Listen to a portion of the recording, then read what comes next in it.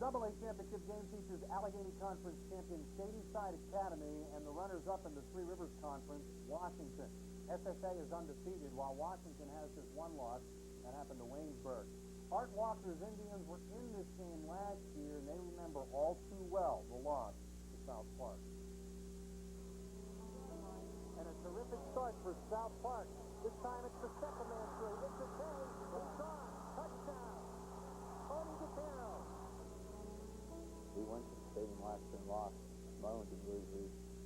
We sort of had a terrible showing, and I was very embarrassed by it.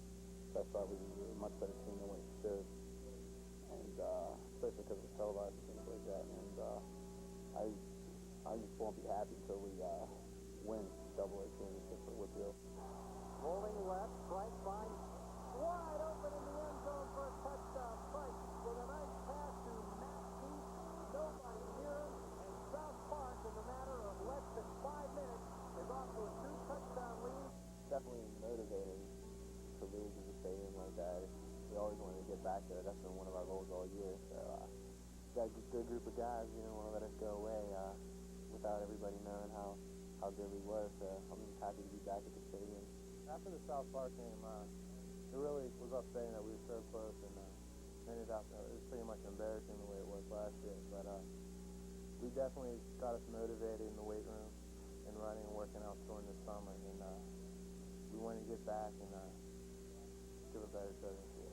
Number one goal is to win the conference, but the WPIAL Championship was certainly looming. We had so many juniors in that game last year and quite a nice team coming back that it's certainly one of our major goals. I'll be back next week. To be at this point right now is a real surprise.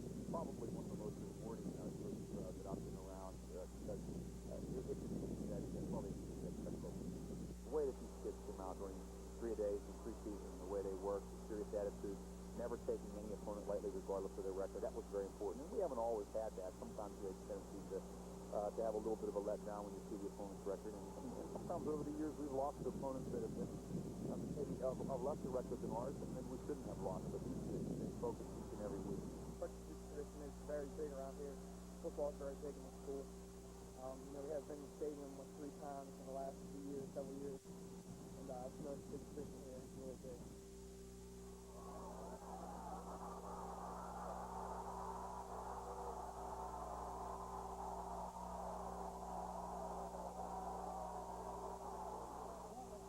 In sports that you can't teach speed, I'm not so sure. There are coaches who have been able to get guys to improve their times in things like the 40-yard dash.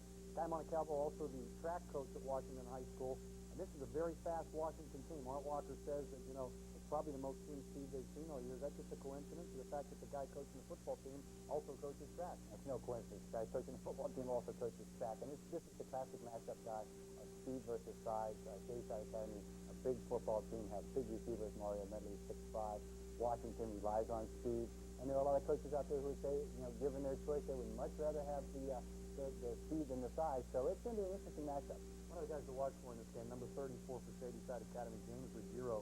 We've seen him on the highlights on this show on Friday nights in the past, but Art Walker said he's never had a kid before that is a running back, but also plays nose tackle on defense. Right. He's just a throwback kind of kid guy. He's an old school guy. He's one of those kids wants mud on his uniform before the game starts, that kind of thing. I mean, he's just a tremendous football player, tremendous high school football player. And yeah, Art loves him because of the way he plays, and he's intense on every down out there. Art is 62 now. He wanted this job and went there with his son originally with Shady Side after all the years of Mount Lebanon. They win the championship. He's going to retire. Good question. Good question. Everybody's been asking that question too. And he's dodged the issue. He hasn't said whether he's going to be back or not. He keeps talking about how this is a great group, the senior group, and group that he started with. Went there, was supposed to only go there for 3 years. He's been there 5. So I don't know. I think he's going to hang it up after this. Okay. 2 class coaches, 2 good teams. Let's see how they match up. We'll be back in a minute.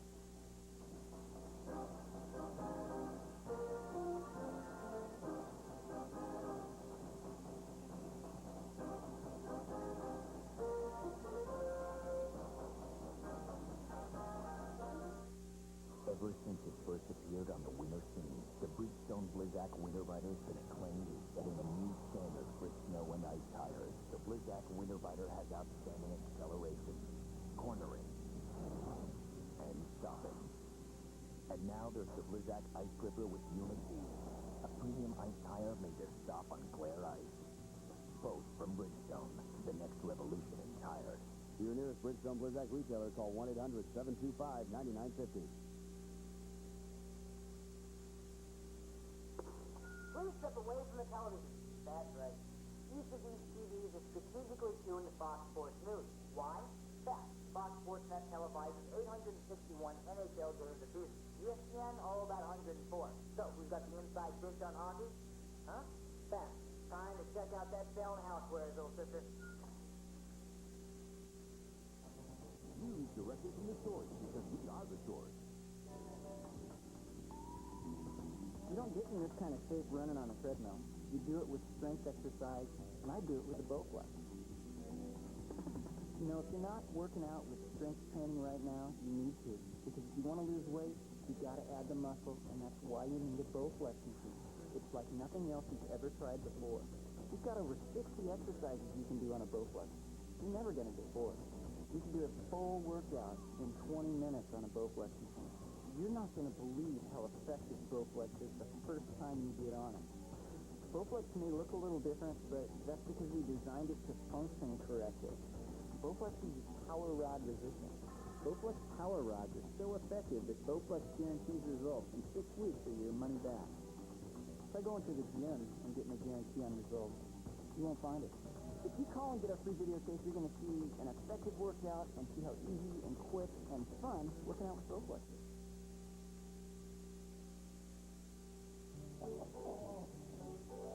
Oh, boy, look at this, really? Looks great. We haven't had this in a long time. It's terrific. If not everyone in your family is excited about what you've made for dinner, come to Cane's. We have more than 70 dinner choices every day. Even liver and onions. Lots of iron. Come on, kids. Dig in. Next time, make it Cane's. If you want to get a better read on Pittsburgh, get it from the writers of the Pittsburgh Tribune Review. I'm a Pittsburgher. I'll let people know how I feel when I write my column. It's Pittsburgh has a great art community. I love to write about the symphony and the opera, anything musical. When you're writing about high school kids, they're not making millions of dollars, and it's not serious business. They're having fun, and you want to have fun with it. Call 1-800-909-TRIB to start home delivery of the Pittsburgh Tribune Review.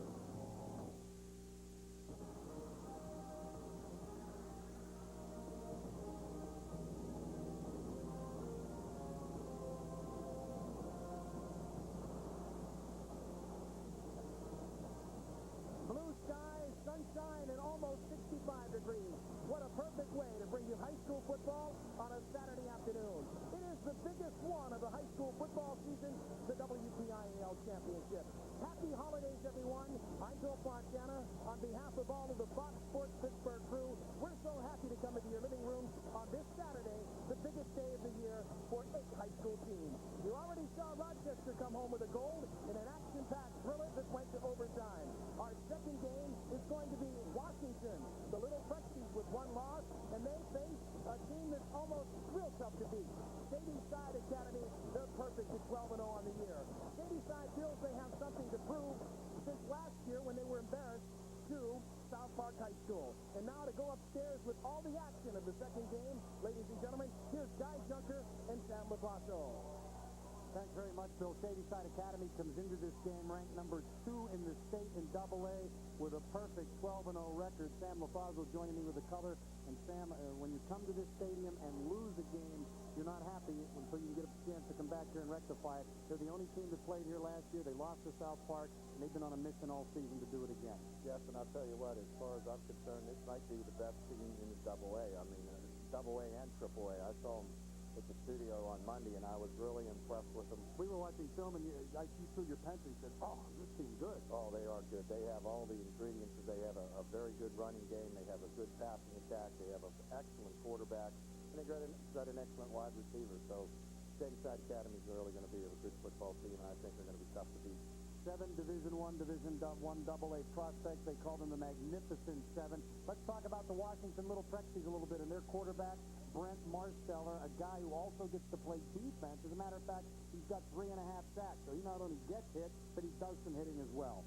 I think what happens here is that they're going to expect Brent to do a little bit different than what the other two quarterbacks from Manac and Rochester does. He has a little bit more control of what's happening. He's a thrower, he's a runner, he's a scrambler, and I think that this is going to be a whole different situation in the Manac and Rochester game. Brent Marsteller and his Little Prexies are ranked number 4 in the state. They take on the number 2 team in the state, led by a lot of people. You can't single one person out, but we're going to tell you about James Ruggiero because he's one of the few people I ever know to play both running back and nose tackle. You love this kid. Oh, I'll tell you what, I was so impressed with him. He's 6'2", 240 pounds.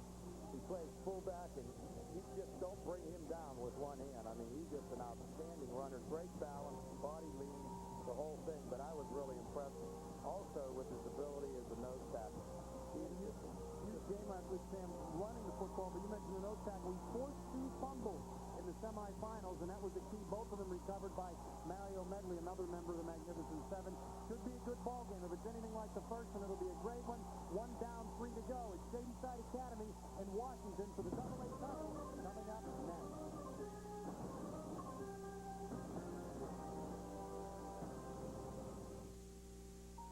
Each night, you enter a dimension with time vanishes. It is called the day.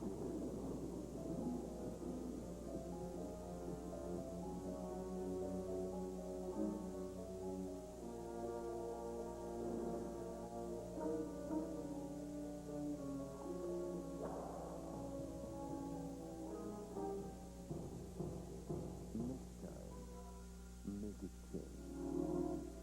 Ever since it first appeared on the winter scene, the Bridgestone Blizzak Winter Rider has been acclaimed as setting a new standard for snow and ice tires. The Blizzak Winter Rider has outstanding acceleration, cornering, and stopping. And now there's the Blizzak Ice Gripper with Unit D, a premium ice tire made to stop on glare ice. Both from Bridgestone, the next revolution in tires. Your nearest Bridgestone Blizzak retailer, call 1-800-725-9950. If you want to get a better read on sports, get it from the writers of the Pittsburgh Tribune-Review. Writing in Pittsburgh is great because this is a sports town. My writing is like the way Darius Kasparaitis plays hockey, hard-hitting. I just want to step away from that narrow focus that you get in sports and try to be something you can't get on the stat sheet. Yeah, I wish I had a nickel for everybody who came out to me for how the Steelers are looking this year. But I tell them the Steelers are looking real big. Call 1-800-909-TRIP to start home delivery of the Pittsburgh Tribune-Review. This could be the end of unsightly things. Cosmic carpeting. Shocking chandeliers. Because with a home equity loan from Dollar Bank, you can make all sorts of home improvements. We'll build a loan with a great rate and payment you can feel comfortable with. Call for more information about all our home equity loans. It could open up a whole new window of opportunity. The WPIAL Championships on Fox Sports Pittsburgh are brought to you by King's Family Restaurant. King's is the place to go before or after the game. Next time, make it King's. By your local Pittsburgh area Chevrolet dealers. By Pepsi One, great cola taste, only 1 calorie. By McDonald's. Did somebody say McDonald's? And by the Pittsburgh Tribune-Review. Get a better read on high school sports in the Pittsburgh Tribune-Review.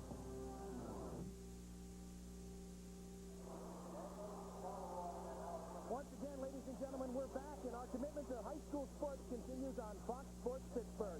Guy, I wanted to tell you that one thing you're going to see this afternoon, Washington leading a very balanced attack offensively. When they throw the football today, they'll try to stay away from Jarius Acey.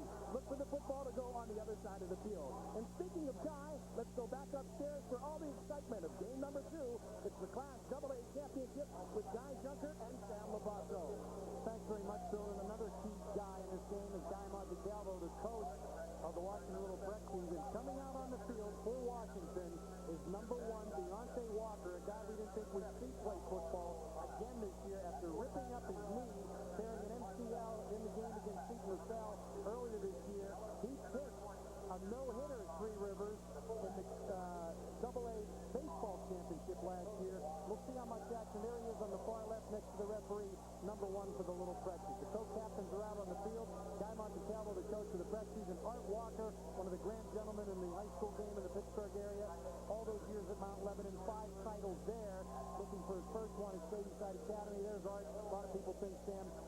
retire after this. He's 62 now. Well, the word is that I hear that he's going to retire and he's going to help his son coach. So I'm sure that he had a little bad taste in his mouth last year. He knew what he had coming back. So one more year, he came back to try to give it a go.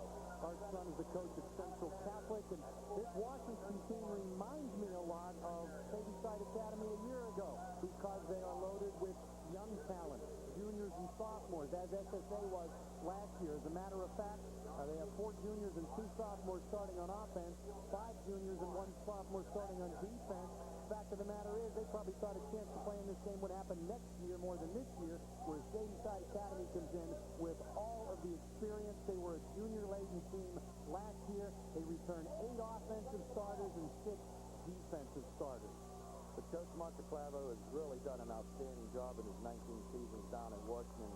And he has all the experience, and he also has a lot of skilled kids and a lot of speed. And when you put that combination together, who knows what's going to happen. He's the track coach there, too, Sam, and a former WPIAL sprint champion himself, and they say you can't coach speed. I'm not sure that's so true. You see Guy there with the beard talking to his players. There's how the Little Prexies got here. They beat Shenango by 10, pounded Charleroi, and then Sundell Equipa 30-8 last week. They will be wearing the white jerseys trimmed in Columbia blue, and in the dark blue uniforms trimmed in white and gold. To our left, the Shady Side Academy Indians, the only team from last year's 4 title games to return this year. They want to avenge their loss to South Park last year. They already did that by beating the Eagles in the regular season. Now they want to add a title to their name as well. Well, I'm sure that this is going to be as exciting a game as the first one. I think it's going to be a little bit different because the skill levels here are different on both teams. Rochester had the skill and the speed on one side of the ball, where Monaco was more of a 3 yards in a cloud of dust. It didn't turn out that way. This game here is going to be a wide-open kind of an affair. You're going to see a lot more throwing and things like that. Larry Wingfield will kick off for the Little Prexies. Back deep to receive Ian Alexander, Jarius Acey, and Scott Booker. The field almost all in shadows now. We had some sun and shadows in the first game, but it's moved to almost complete shade now. And we're ready for game number 2, the second title game today. The first one went to OT.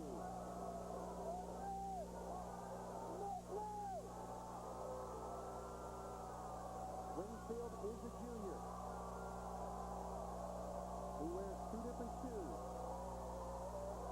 And there's the kick. He bounces it at the 40. It's going to sweep out of bounds. Not a good start for Washington. Then again, when you consider what Shady Side has returning the ball, it might be a good start. Yes, could very well be that. There's Adam Frederick. He's the quarterback for Shady Side Academy. You see his stats there. Better than a 50% completion rate. Has tossed for almost 1,300 yards this year. And when I looked at the films and I saw him play one time, Guy, I was really impressed with him. If there is a better quarterback in the WPIAL than he is, Ball was kicked out of bounds. The blue team will take the ball 25 yards in advance of where the ball was kicked, first down. The blue team is Shady Side Academy. You know, talk about the 7 Division I prospects on this team. The last team in this area to have that many would have been North Hills in 1987 when they were the USA Today National High School champions. They sent 7 guys, 7 seniors from that team to Division I or Division I AA schools. All right, 1st and 10 at the 35, and we're underway in game number 2. Adam Frederick drops the snap from center to start things off, and guess what? Washington has the ball. Looks like the Nerds are playing a little bit of a momentum breaker right here, right off the start of the game. Looks like Fred was pulled out a little bit too soon, and Washington's come up with the ball. Excellent field position on the 40-yard line. Brandon Barons recovers for Washington, and the center is Mike Palmer for Shady Side Academy. And the Academy got off to a rough start here last year. Block kicks and turnovers killed them, and it's a tough start again now. So we didn't even get to set the offense up for you, and Washington has the ball. Handoff around the left side is Ellis. Jason Ellis picks up a few yards. David Doncata makes the stop. The quarterback for Washington. We talked about him in the pregame show. Junior Brent Marsteller, 6'2", 200 pounds. There are his season stats. Yes, and for a junior, those are outstanding stats. But I think what we need to do is make sure that we featured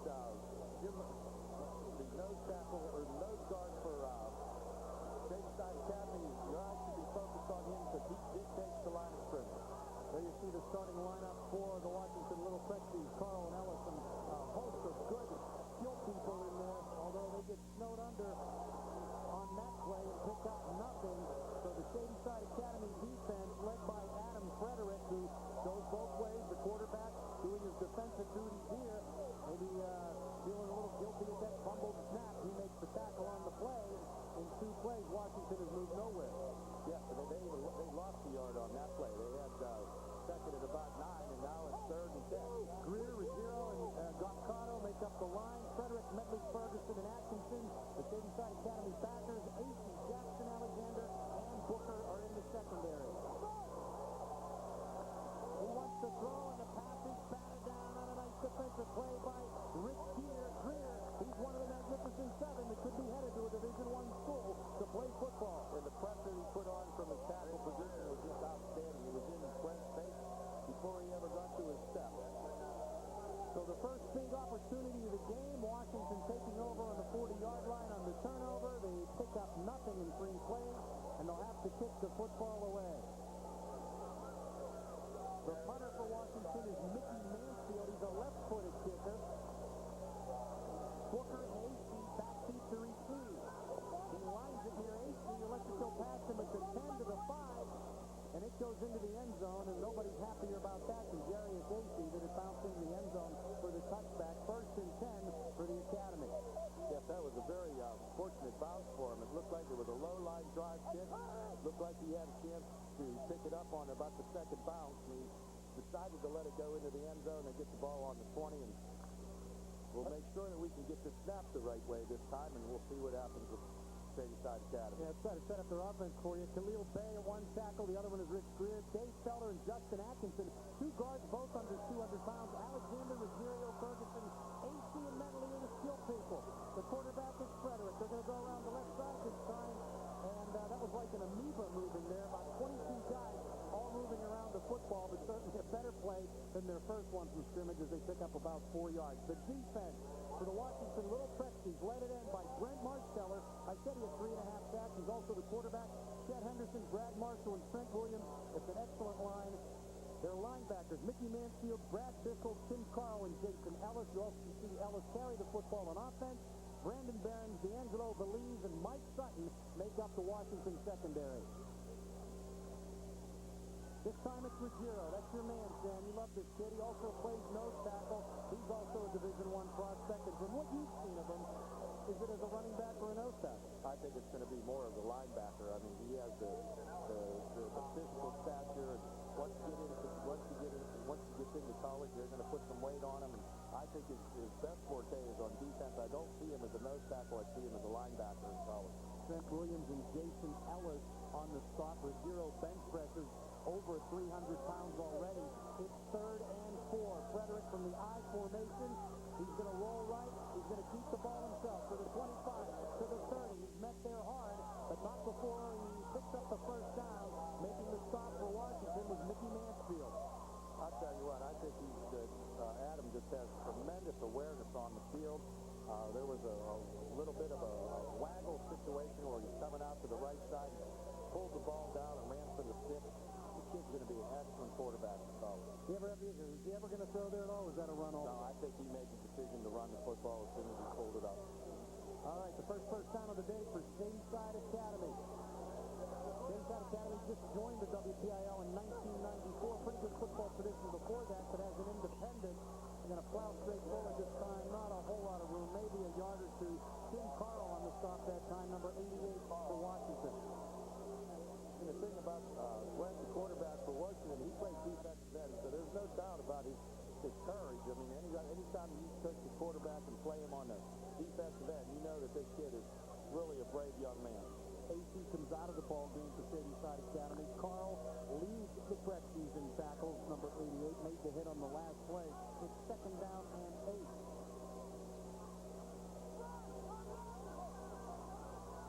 Wing to the right for Shady Side Academy is Ryan Rich. Frederick wants to throw. Downfield, man open.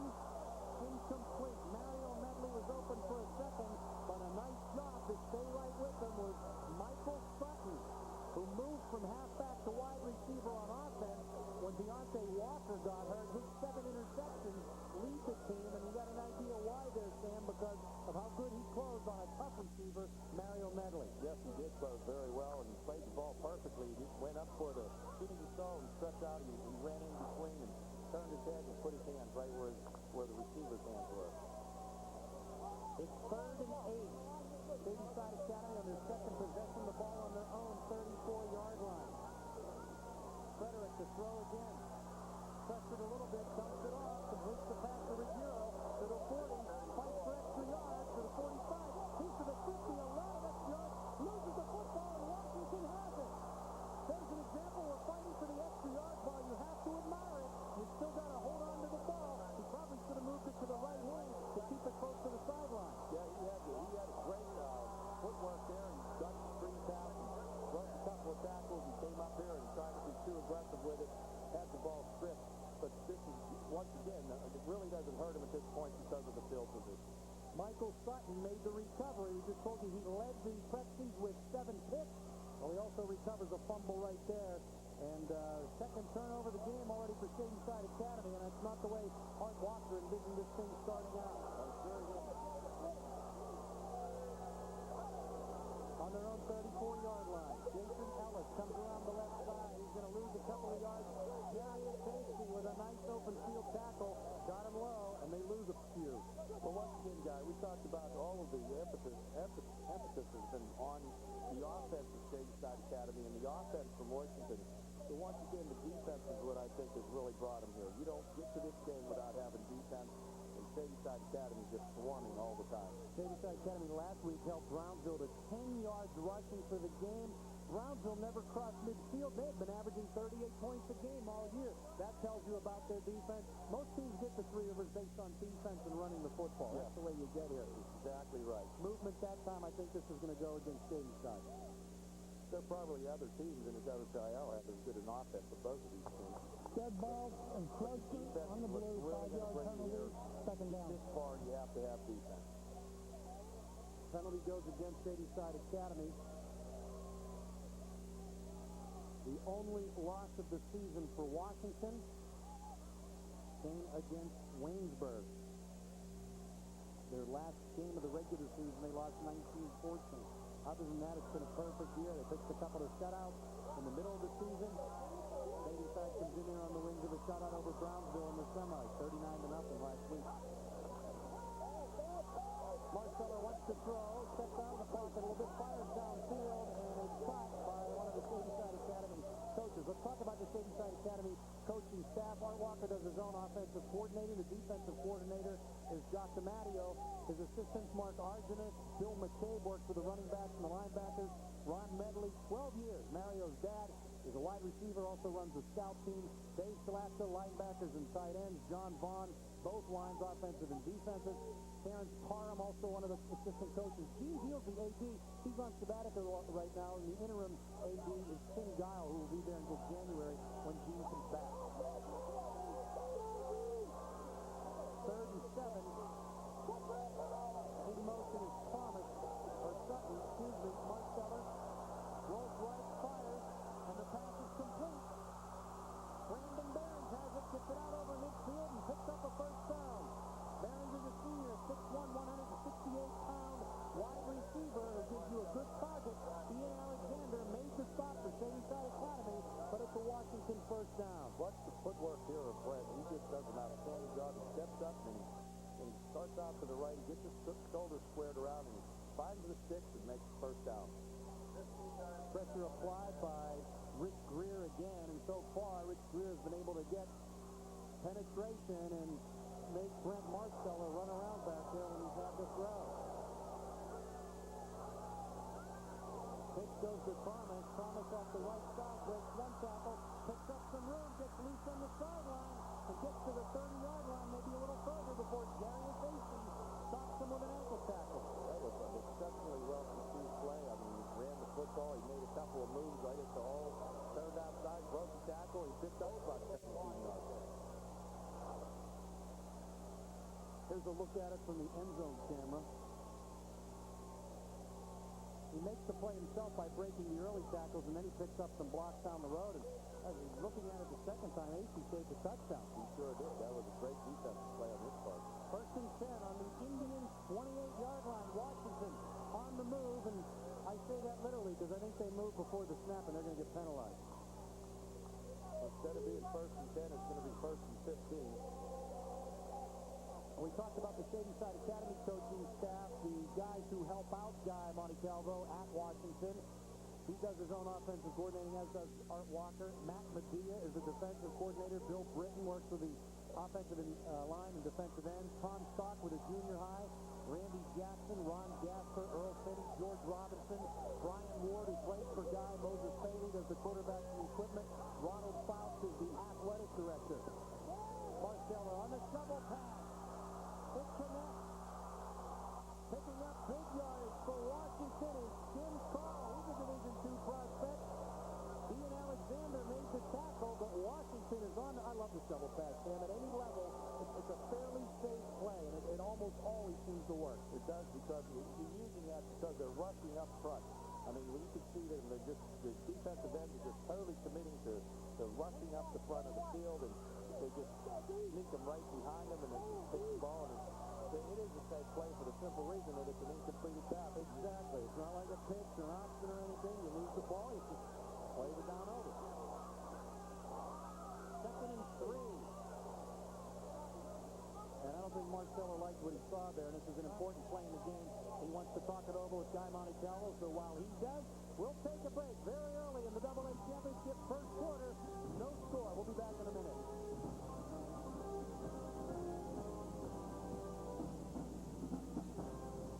Hockey. The NHL on hockey. The Puck Stop here on hockey. This holiday season, the greatest saves are gifts from the Puck Stop here. Choose from the Tri-State's largest selection of NHL licensed gifts. Hockey cards, Zambonis, Stanley Cups, and more. Or choose from a great collection of collectibles, including authentic game-used sticks and jerseys, and autographed photos of your favorite players. The Puck Stop here, Tri-State's leader in hockey cards and memorabilia. 3019 Library Road, that's Route 88 in Castle Shannon. Shopping during the holidays can be really expensive. Buy something for Dad? Something for kids? Well, when are you going to do something for yourself? Well, during the Chevy Make Your Money Count year-end event, treat yourself to the Chevy car or truck of your dreams. With low 1.9% APR financing or big cash back on a huge selection of Chevrolet vehicles, the perfect Chevy is waiting just for you. So do something for yourself this year. The Chevy dealers Make Your Money Count year-end event. It's the season for you. Welcome back to Three Rivers Stadium, where we are into the first quarter of the AA Championship. If you tuned in and expected us to be maybe in the second quarter, because game number 1 took overtime before Rochester outlasted Monaca 24-18. It is 2nd down and 3. Washington driving on Shady Side Academy, 2nd possession of the game. And it's going to be Thomas, and the football pops loose, and Shady Side Academy recovers. Ian Alexander jumps on the football, and that has to be crushing to Washington, who had marched down the field and looked like they were getting ready for the first score of the ball game. Sure did. And they're running this Delaware wing T formation. I don't know whether it's exactly the Delaware wing T, but the formation is the same with a lot of motion. And the young man just steps right up in there, and he gets a good hit on the ball and fumbles it on about the 11-yard line. Ian Alexander with the recovery. Sean Thomas tossed it up. He's a Division II prospect. Also a state wrestling champ, but they had the ball wrestled away from him that time. So for the 3rd time, Shady Side puts the ball in play. They have fumbled each of their first 2 possessions.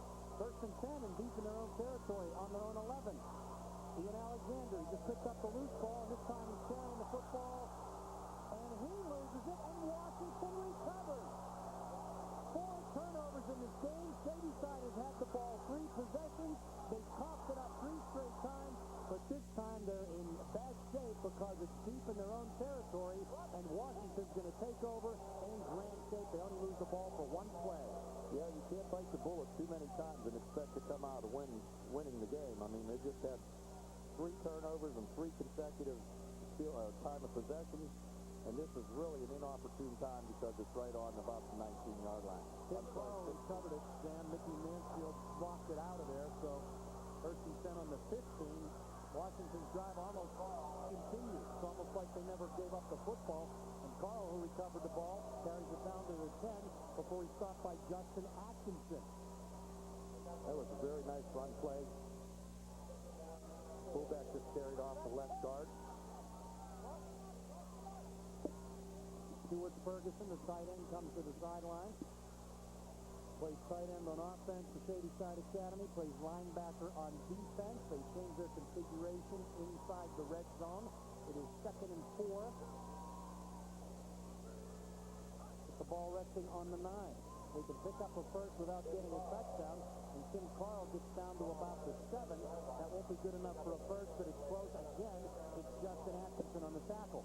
What it looks like to me is they're taking advantage of Rogeria's penetration, and what they're doing is reading him, and whichever side he goes, they go the opposite side, and that's just a read that they're making on the nose tackle and taking advantage of his upfield run.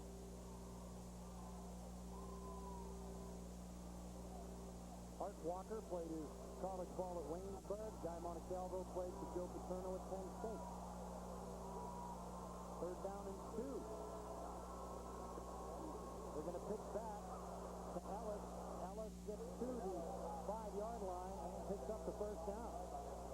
Yes, he did. That was a real nice play. He got about 2.5 yards out of it. Going to put the ball on about the 5-yard line. Long 5. Now it gets tough, Sam. You don't have as much field to work with. The defense has clogged up a lot more on your 1st and goal from the 5-yard line, but other than the fumble, this is almost sort of an extension of a drive that began on their own 34-yard line. Just lost the ball once, and I think you have to be impressed with what Washington's done. Art Walker said, you know, that because they're number 2 in the state and undefeated, people thought this game was going to be an easy win for them. Washington is the fastest team they have faced this year. And that's going to play. We talked about speed in the first game, and I think that's going to be an important part in this game also.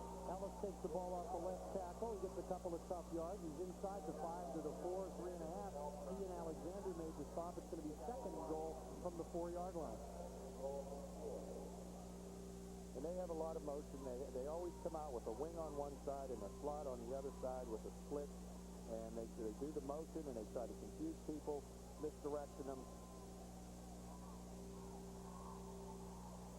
Ian Alexander, he benches over 300 pounds and runs a 4.5 40. In other words, you don't mess with him. Going to give it to Thomas this time. His first carry since he fumbled last time. He wants to get outside.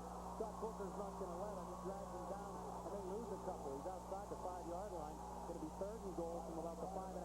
Well, that was an excellent defensive play by Scott Booker. I mean, he kept his feet, kept his shoulders parallel until Thomas made the decision where he was going, and he just lassoed him down. Booker plays forward on the Shady Side Academy basketball team, and this group of seniors had a tough time, Sam. They lost in the finals of both basketball and football at Shady Side Academy last year. They certainly don't want to make it a hat trick of losses here today. Well, I'm sure they don't. Game's early. There's 1:08 left in the first quarter. Even though they're in bad field position right here, this is a critical down for them. 3rd and 5 from the 5. 3rd and goal, actually, from the 5. Ellis comes in motion. Marsteller wants to throw. It's in the end zone, and it's caught for a touchdown. Touchdown, Washington. Brandon Behrens with a nice grab in the back of the end zone. Very similar to Monaca's touchdown in game 1 and ended the first half. Yeah, when we see this coming up on instant replay, what we're going to see is a little bit of misdirection with the running back, and then he comes out to the left, sets himself up, and it was a really well-conceived play. The tight end comes off to the other side. What impresses me, Sam, is Marsteller had a lot of pressure here. I mean, he had to throw that ball while he was moving backwards. Again, it was Greer that was in his face, but with the pressure, he found the receiver, and it's a 6-0 lead. Well, he knows exactly where it's going to be. The extra point is blocked. Are we ever going to see one made here? I do think we'll see one made. I predict that we'll have one made by Shady Side Academy's kicker, and I would like to see him kick the field goal because he's an excellent kicker. I think if there's an advantage in the game, it goes to the kicking game with Shady Side Academy. That would be Ashley Bauer, their kicker. Justin Atkinson with the block. We have had 8 touchdowns scored here in 2 games today, and we have yet to see an extra point. Here's Atkinson with the block. Snap was kind of high, and it was a little bit tough for Thomas to get the hold down. But that number 68, I mean, he was in there in a heartbeat. He almost beat the ball back to the team. 8 plays, 16 yards, 3 minutes and 32 seconds. But other than one play after a fumble, that's really ineffective 66-yard drive. It sure was. I mean, as Washington's come in here with a great game plan. They have the misdirection and the Delaware wing T sets. They're using a lot of the misdirection, scissors, split buck action there, and causing Shady Side a little bit of a problem here early on in the football game. Ian Alexander fumbled the ball right after the ball deep in their own territory, and it only took 15 yards for Washington to get in and take a 6-0 lead. There's Alexander there. Washington has a tremendous tradition. They've won some championships throughout the years. Way back, I mean, that school's been around forever. Their first championship, they tied Johnstown in 1917 for the AAA title. They won titles in 1920, 23, 1936, and 1993, the AA title under Guy Montecalvo. And then, if I'm not mistaken, that's when Brian Davis played for them? I think you're right. Kickoff goes into the end zone. That'll be a touchback. Shady Side's got to regroup here a little bit. They have all these great skill people, Sam, but 3 possessions, they've lost 3 straight fumbles, and they need to get their act together and maintain some kind of continuity here. There's the scoring drive we told you about. 8 plays, 15 yards, a 5-yard touchdown pass from Brent Marsteller to Brandon Barron. Gives Washington a 6-0 lead. Looks like they have to gain their composure again, and nothing does that better than to make a couple of first downs and get their emotions back on the track and get their character and their ability to have confidence in what they're doing. All right, coming up to the line of scrimmage now, Shady Side Academy, possession number 4. They have fumbled the first 3. Adam Frederick rolls around the right side. He gained a lot of yards with that play before. Has a good pickup here, gets about 7 or 8. Let's get on to the sidelines to Bill Fontana. Giant Wash High is imperative that you run 800-meter dashes. Number 79 for Washington, Brad Marshall, could not do it during his sophomore year. And when that happened, he was not able to play against Trinity High School until you can run it in a certain amount of time. Irony to the whole story was he broke both of his legs and collapsed on the football field. To show you his determination, he's come back very strong. He lost 30 pounds. The colleges want him. He's like granite right now, and he's quite nimble. So you can see that hard work does pay off, especially in the case of Brad Marshall, defensive tackle for Wash High. 6'2", 310, and Sam, we talked earlier about how many 300-pound kids are playing high school ball now. Even if a few years ago you'd see him in Quad A, you'd expect it, but now we have them at the A and AA level. It's just amazing how many of those are around. Shady Side Academy, 2nd and 2, 4th possession of the ball game, trailing 6-0, and I don't think there's too many games this year where they were behind either. I bet you there are. Off the right side, picking up the first down, a nice chunk of yardage for the Indians. Was James Ruggiero making the tackle, Larry Wingfield for Washington. Well, we talked about Ruggiero's strength and speed, or strength and body lean and the power of his legs. He's just an outstanding running back. He gets a little bit ahead of steam. I wouldn't want to be one of those defensive backs trying to bring him down. Trent Williams comes in for Larry Wingfield on defense for Washington. 1st and 10 on the 35-yard line. Ian Alexander protecting that ball with both hands this time. Gets it over the 35, picks up 2 or 3 yards out to about the 37-yard line. He's stopped by Brent Marsteller. He's a real nice compliment to Jim, playing fullback there. He just, once the momentum is established here and they're keying on Jim, the tailback is just going to start opening up more holes. All right, that's the final play of the first quarter. After 1, the Washington Little Prexies from Washington County 6. Shady Side Academy, nothing. Be back in a minute.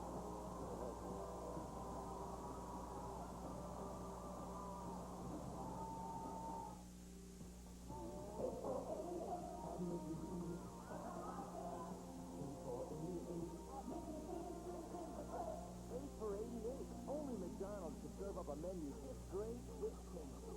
Halftime or mealtime, day or night. Anytime is a great time for Mickey D's. 8 items for 88 cents each. Happy D's. Did somebody say McDonald's? 8 great menu items, just 88 cents each. Hey, Mr. Internet Wonder Boy. Over here. Over here. You think you got it all, don't you? Well, but there's a tiny little voice inside there makes something new, something that makes you want to stand up and say, yeah, baby, this is what I need. Yeah. Here it is. New Pepsi One, massive cola taste, and 1 calorie. Got it all. And you know how to explain to me that? No. Put down your mouth and curl up with me, baby, because I'm all you ever need. I want that. I want that. Now you got it all, baby. New Pepsi One. For decades, high school football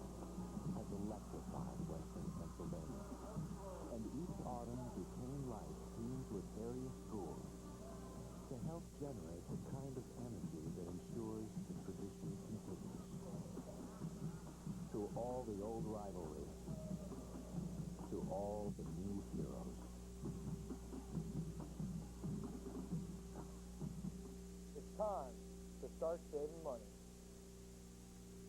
Layton TV is offering a free satellite system when you sign up for Dish Network's 1-year, one-rate plan. Call Layton TV today for your free satellite system. Montreal's front line, pushing Pittsburgh's offense. The Penguins look to avenge last year's playoff defeat when they face the Canadiens. Tonight at 7 on Fox Sports Pittsburgh.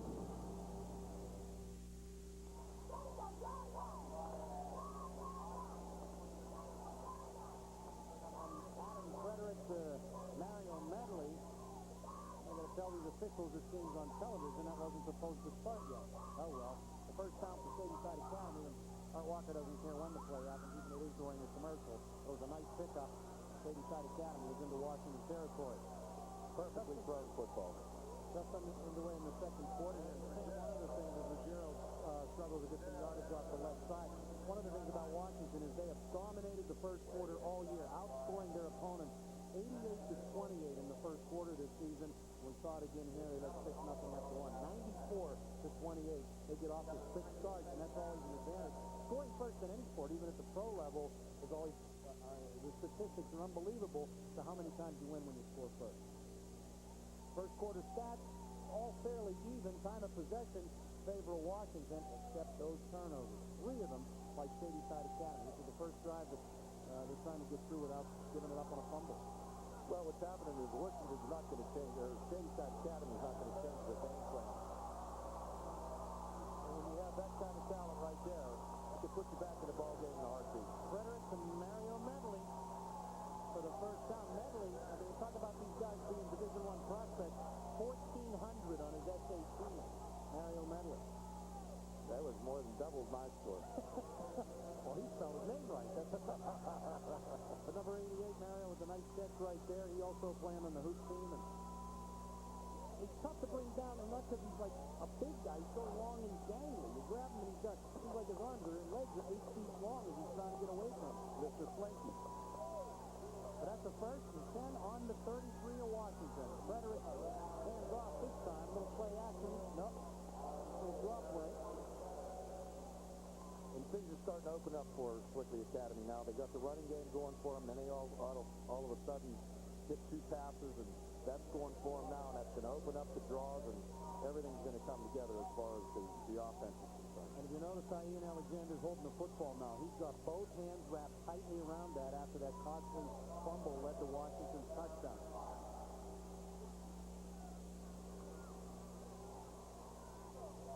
Under 10 minutes to play in the second quarter. It is 2nd and 4 on the Washington 27-yard line.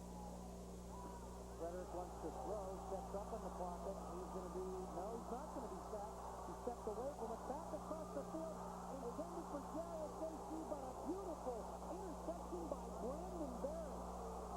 A little too hard to throw the ball away from your body, running one way, throwing back the other.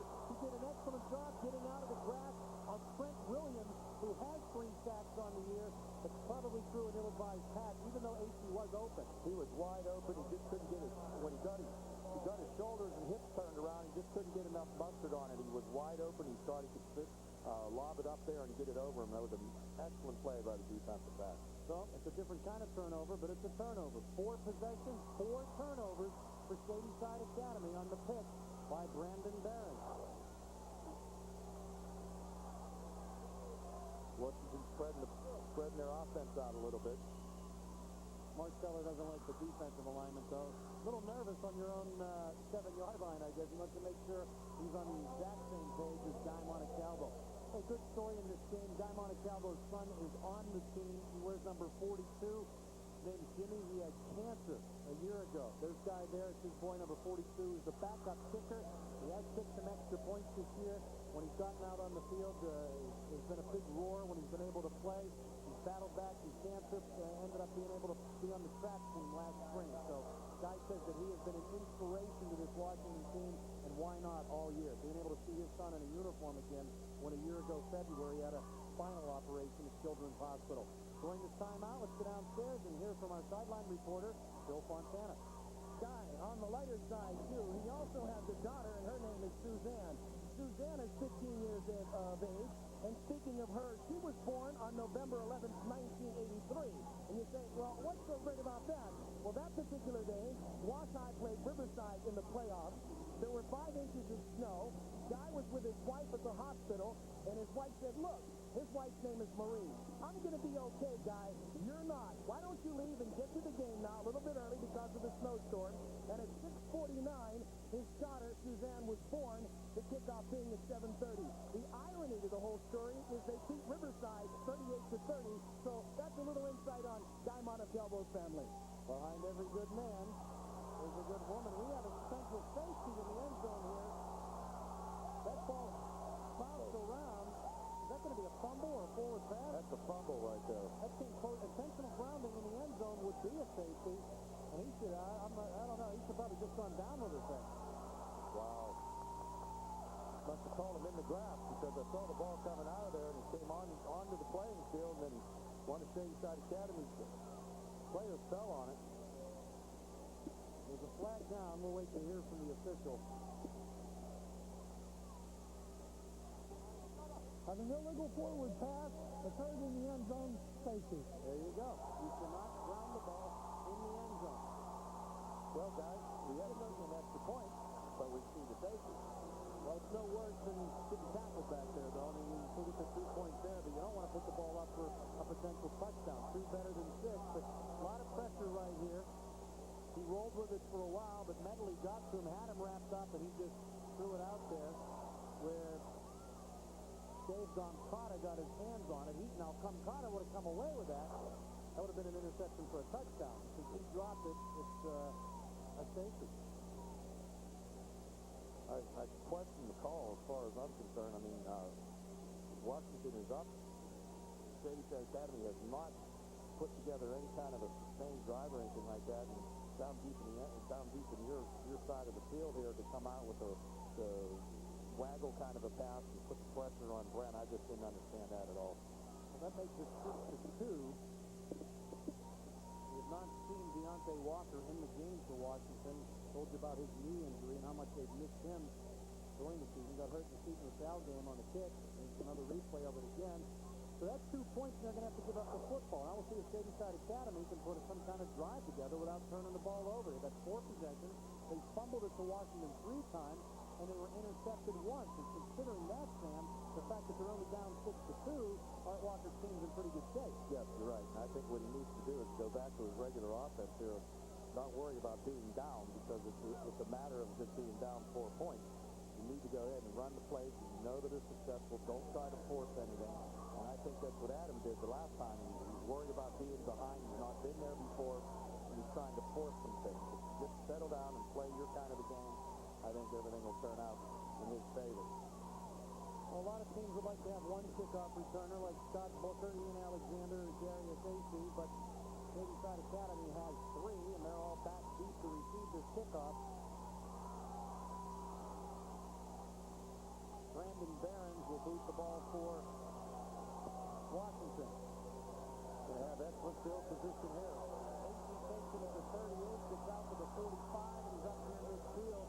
You know, it's one thing, Sam, to boot one in there, squib one, keep it away from the field guys. But when you kick it both short and to one of the dangerous guys, that's a double whammy, and he gets the ball out to almost midfield. Midfield, he's about 3 inches or 3 yards short of midfield. So this is going to be a very critical possession for Swickley Academy. Shady Side Academy, I'm sorry.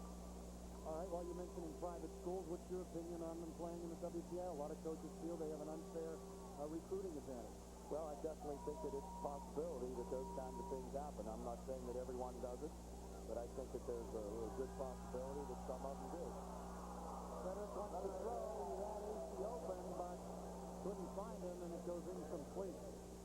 Well, we need to get back to a game plan here. You know, I'm sure that the plays, a certain amount of plays are scripted. Normally you script the first 12 to 15 plays, and then you go from that point. Shady Side Academy is not used to being behind, and what they're trying to do is to force some things rather than just play their normal game. What is 3 out of 6 for 53 yards and 1 pick so far throwing the ball. It's 2nd and 10 on the 48, their own 48-yard line. They're throwing a lot. Frederick fires across the middle. Acey, there's going to be a pass interference call.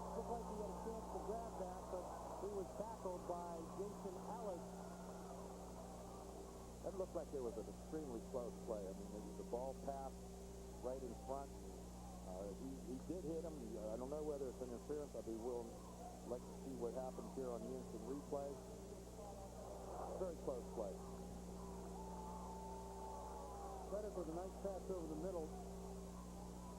Actually looked like most of the contact came after the ball was by. Good call, Sam. That's, I don't know. That's a pretty good defensive play by Jason Ellis. Sure looked good to me. Of Washington. But that's not the way the officials see it, and they get a first down. First and 10, the ball now at the 38-yard line of Washington.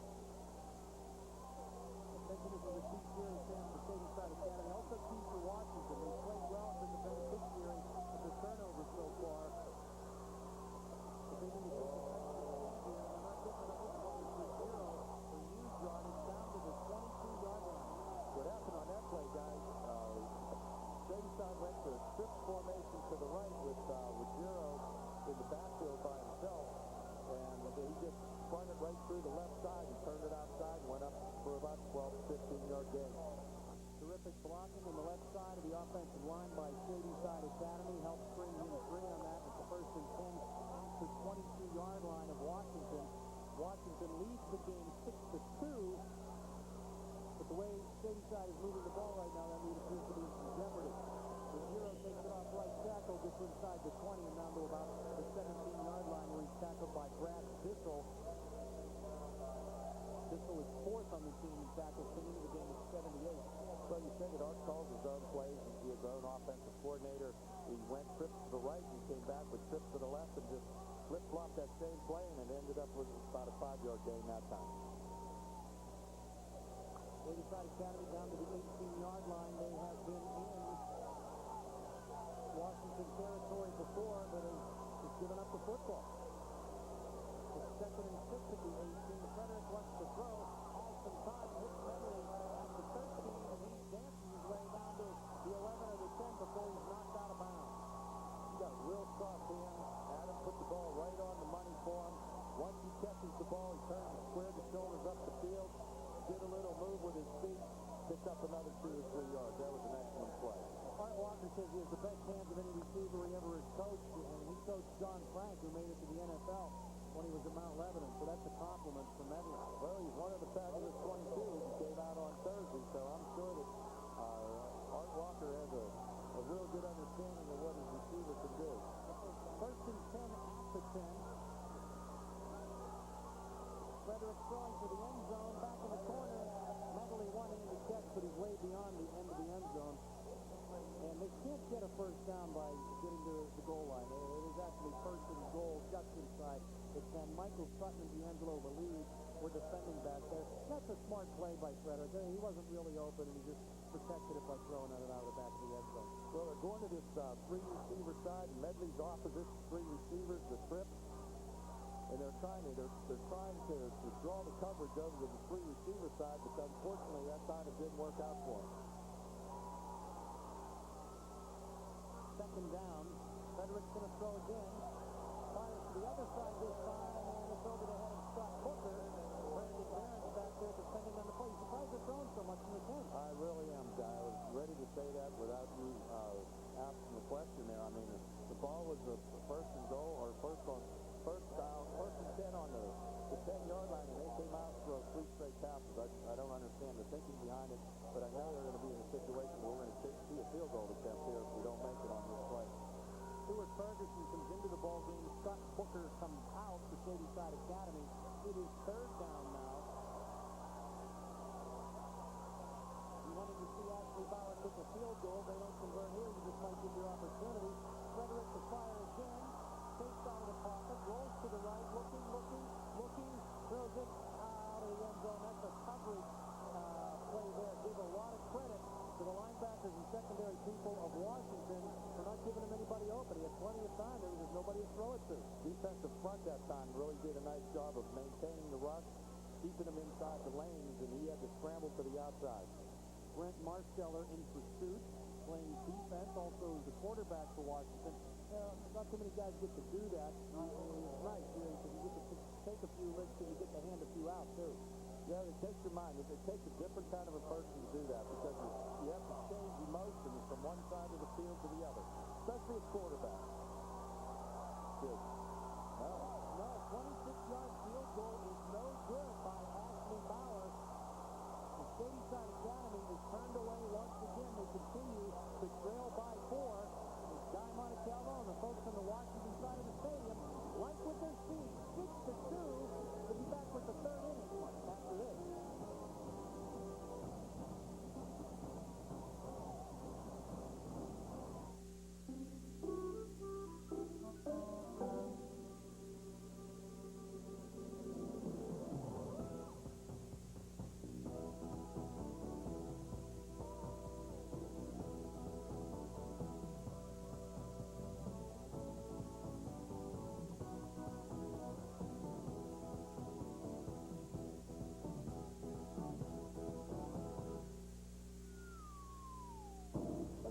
Take your chance. To showcase its basic material, we made our deception transparent. To demonstrate the 200 horsepower aluminum we take, we sliced Intrepid. To reveal its dirty surface, we took Intrepid apart. Now we have one more trick we'd like to show you. Please start Intrepid now for just $2.89 a month. We're changing everything again. Welcome back to Three River Stadium. It's Championship Saturday. Hope you're enjoying your Thanksgiving extended weekend. The Washington Little Prexies surprising the number 2 team in the state right now, leading Shady Side Academy 6-2. We have just under 7 minutes to play in the first half. If you joined us late, the first game went overtime with Rochester defeating Monaca in the first overtime in a great ball game, 24-18. Absolutely a wonderful football game.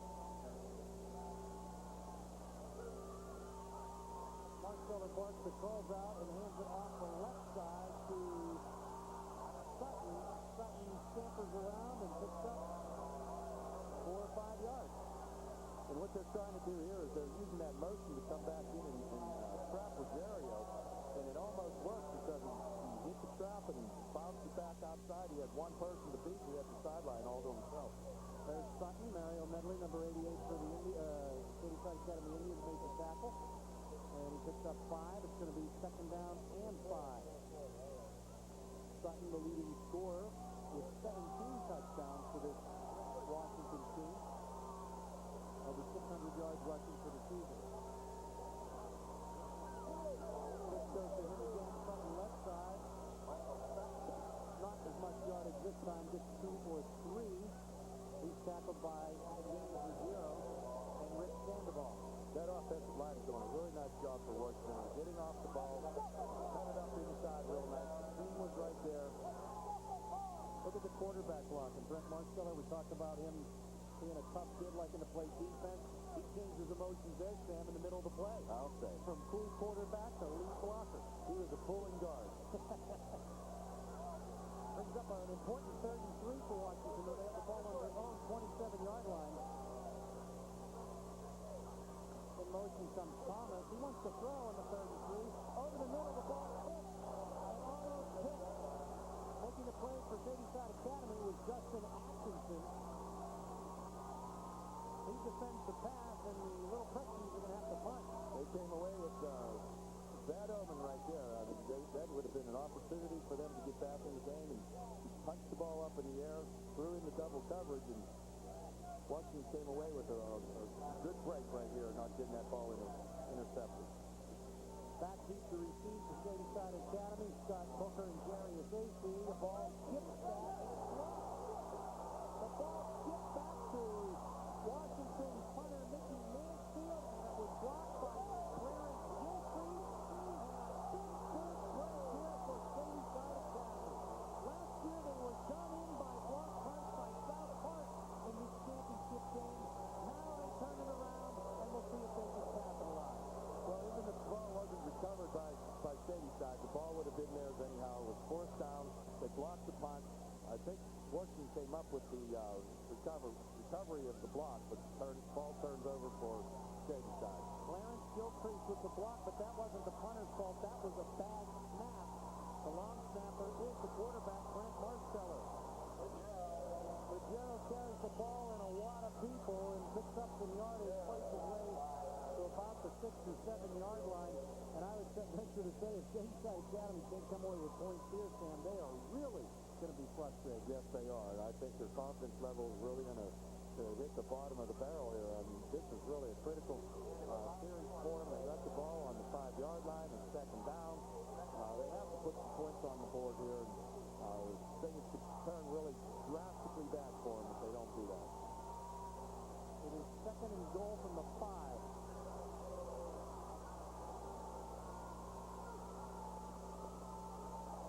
Gonna run it in. Yep, Frederick goes right. There's a lot of room, and he gets down, and he gets over the plane to the goal line. Touchdown, Adam Frederick from 5 yards out. And Shady Side Academy takes their first lead of the game. They're ahead 8-6. Now might be a good time for you to pull out the chart. What are you doing? You're ahead by 2. Okay, here's what we got. We're ahead by 2. We're kicking, going for 1. All right. That was an extremely well-designed play. That's the third time that he's run that today. As soon as he makes that, you can see the linemen come out there to help him. He's pulling that down. He's running the entire time. So Ashley Bauer, who missed the 26-yard field goal moments before, comes out to attempt the extra point. And it's good. Finally, a nice touchdown of the day. We have a good extra point. And that makes the score 9-6 in favor of Shady Side Academy. And Ashley Bauer has a very strong foot. He's the best kicker that's going to be in the playoffs today. Well, after the block punt, it just took 2 plays, a total of 7 yards and 48 seconds with Adam Frederick taking it around the right side, giving the Indians their first lead of the afternoon. And I think what's going to happen now is that Washington's going to have to come back out here and establish themselves as far as their offensive sequences and what they want to try to do as far as offense is concerned, and let their offense be the best defense that they have. There's a good look at our first extra point of the day. Good camera work there. To me, it's automatic when you get up to the upper levels of college and the NFL, but it's one of the most difficult things in sports. The long snap, the perfect placement. I mean, these guys in the laces, and the guys kick it beyond there. So that's not an easy thing or an automatic thing in high school ball. Just 2 plays, took only 48 seconds, and I think that should have a calming influence in Shady Side Academy sideline. I totally agree. I think that's going to put their emotions back down to where it should go, and they're going to go back to work and do the things that they know how to do best. Bauer will kick off.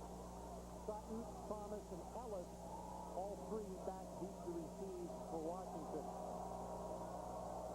I think the emphasis has been put on the special teams and the extra point and field goals in the last 15, 20 years, and you see more specialists doing that today. Thomas bobbled the ball at the 10, recovers his own fumble, gets out to the 15, scampers for a couple more, before he's brought down at about the 18-yard line. Washington in need of, if not a score here, Sim, because they're certainly right in the ball game. I think they need to get some field positions, pick up a couple of first downs, and settle themselves down. The momentum is shifting back and forth, and oddly enough, with the more skilled people in this game than the first game, Division I players and whatnot, these guys have seemed a little more nervous and shaky than the Class A guys who, other than a few penalties, played a pretty technically sound game. I think you're absolutely right, and I think what's happening is they're probably trying to come out here and impress some people as far as scouting is concerned. In motion is Thomas. He takes the pitch, comes behind some blockers right side. Not enough blocking. Ruggiero makes the stop and had a little bit of help from Rick Sandoval. The outside linebacker played it perfectly. He feathered it out and made the running back turn it up, and Jim Ruggiero just cleaned his clock when he turned his shoulders up into the field. Ball's on the 19. He gained maybe a half a yard. We'll call it 2nd and 10. They say he didn't gain anything. To go back to the field goal, during the onset of the soccer-style kickers, you have a whole different kind of breed. I know when I was a kid, it was the big old tackle that used to do the kickoff and field goal. Wing to the left is Ellis. Marsteller wants to throw. Einstein fires deep on the left sideline. And the ball is picked off by Jarrett Vinci. Played the ball really well. Nope, they're going to call it incomplete. The officials had a talk for a second. It looked like he grabbed the ball away, but it must have touched the ground. Well, sure we're going to see it on the instant replay here. Pass was intended, I believe, for Mike Sutton. And AC is right there, and it looked like he had the pick. There's Sutton. AC steps in front of him, has the ball. They both come down with it. And it looks like he lost possession. He tried to wrestle it away from Sutton. Looks like a good call. Yeah, Sutton went from receiver to defender and stripped him of the ball once it was on the ground. Excellent camera work by our guys, and the ball did come loose there. That's an incompletion and a good call, and it's 3rd and 10 from the 19. And Washington's not doing what they said they needed to do, getting out of the shadow of their end zone a little bit here. Marcello's going to roll left and throw again. Again, good protection from that offensive line. But this time, the ball is caught by one of the Washington coaches, and they're going to have to punt it away. Looks like a little bit of a miscommunication there with the play. The wide receiver just went out, did about an 8 or 9 yard out, and Craig thought he was going to turn up the field. He threw the ball at 20, 25 yards over his head. The punter for Washington is Mickey Mansfield. He's a left footer. Back deep to receive for Shady Side Academy. Number 15 is Scott Booker. Number 2 is Darius AC, and they're standing at their own 45. So unless he booms one over their head, this could be great field position for Shady Side Academy. Under 4 minutes to play in the first half. Mansfield kicks it to about the 48-yard line, where AC takes it and he pops it up. The ball is loose. No official signal yet. Players on both teams say they have it.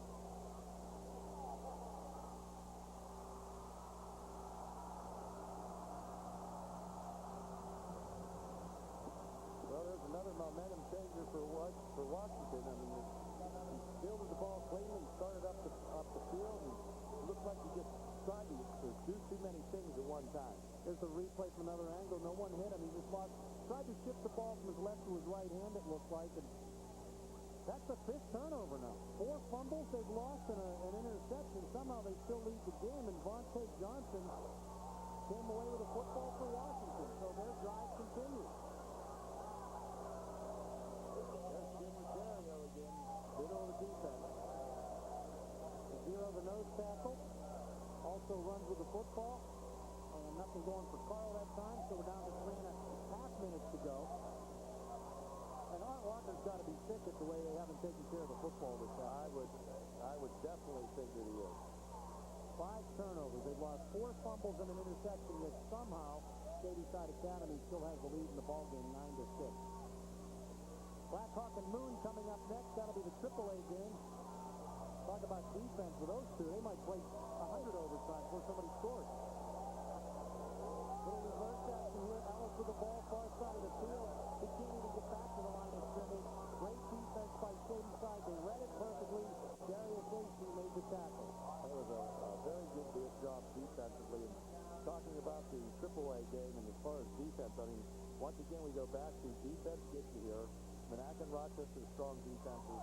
These two teams, I think, are more offensive-oriented, but even though Shady Side Academy does have a great defense, my wife Linda always says that, she's been saying this for 20 years, that the hand that gives will also receive eventually. And she's a very big giver. So defenses are given the lift, and then they're going to receive the benefit of that at the end. Marcello back to throw. Time fires downfield. And the pass is broken up. It was a little bit underthrown. Mike Sutton, the intended receiver. When him and AC got a good thing going out there. They got a nice battle every time they try to throw to him. Hey, I want to remind you that if you like high school sports, Friday nights at midnight, Rich Emmert of the Tribune Review, the Scholastic Sports Editor, joins me each Friday night at midnight for High School Extra. We've concentrated on football most of the time this year as we watch the replay of that incompletion again. But we will be following these teams through the state playoffs the next couple of Fridays at midnight. And then after Christmas, High School Extra turns its attention to the winter sports, basketball and such. So that's each Friday night at midnight, High School Extra on Fox Sports Pittsburgh. Washington in punt formation. AC and Booker back to receive. The ball's going to bounce at about the 32. Oh, now it rolls around and takes the bounce backwards, favor of Shady Side. And they'll put the ball in play about their own 33-yard line with 2 minutes to play in the half. Kind of looked like they were a little bit hesitant in stepping up there and making the catch on that. They didn't want any part of it after what happened to them the last time. And they actually benefited because they did a good bounce there, and Washington pins them in. But it's just kind of bebop back and forth around the 30, and they didn't lose anything by letting it hit. So you have to field those punts. I mean, when you put the ball on the ground, and more chances than not, you lose yardage rather than you gain yardage. They got very fortunate that time. Well, it's 9-6 by a strange set of circumstances. Shady Side Academy has a safety and a touchdown. Washington has a touchdown but missed the extra point. Off the right side, looks like he had a lot of running room for a second, but it closed in a hurry, even though he picked up 4 or 5 as Ryan Rich. Mickey Mansfield made the tackle for Washington. He also plays on the basketball team. It was a little inside scissors play, and he did almost bring that. Picked up about 5 yards, but it could have been a big one. Ryan Rich is one of the guys that doesn't get a lot of mention for this team, but he put up some nice numbers this year, especially average, almost 10 yards a carry. Yeah, I think the two smallest people on the team are the 2 offensive guards for Shady Side Academy, but if you follow the offensive line play, you'll see that those 2 offensive guards are constantly moving and pulling and leading the ball carrier and doing a lot of trapping and things like that. They're very quick on their feet, but they're extremely small. Guards are Atkinson and Felder, and you're right, they're both under 200 pounds. When you have the skill people they have, it makes up for it, though. But Art Walker says that, you know, if we do lack anything, it is size. We certainly don't lack speed. But size and depth are, you know, a couple of the places where they could use a little bit of help. Here's a replay of the last run that Ryan Rich almost broke open. At 12-0, I don't know whether he has any... Well, you were a coach. There's always something you don't have, right? There's never the perfect team. Well, I think it's set up that way. I wouldn't imagine that he has those 2 people at that size, other than being a planned kind of a set-down. Rich comes out of the ball game after that last carry now. It is 2nd down and 5. Clock ticking down to about a minute and a half. Frederick wants to throw. He's pressured. He loses the football again. And Washington has recovered it. The 6th turnover for Shady Side Academy this half. Brent Williams caused the fumble. Strayer Lesnok recovered it.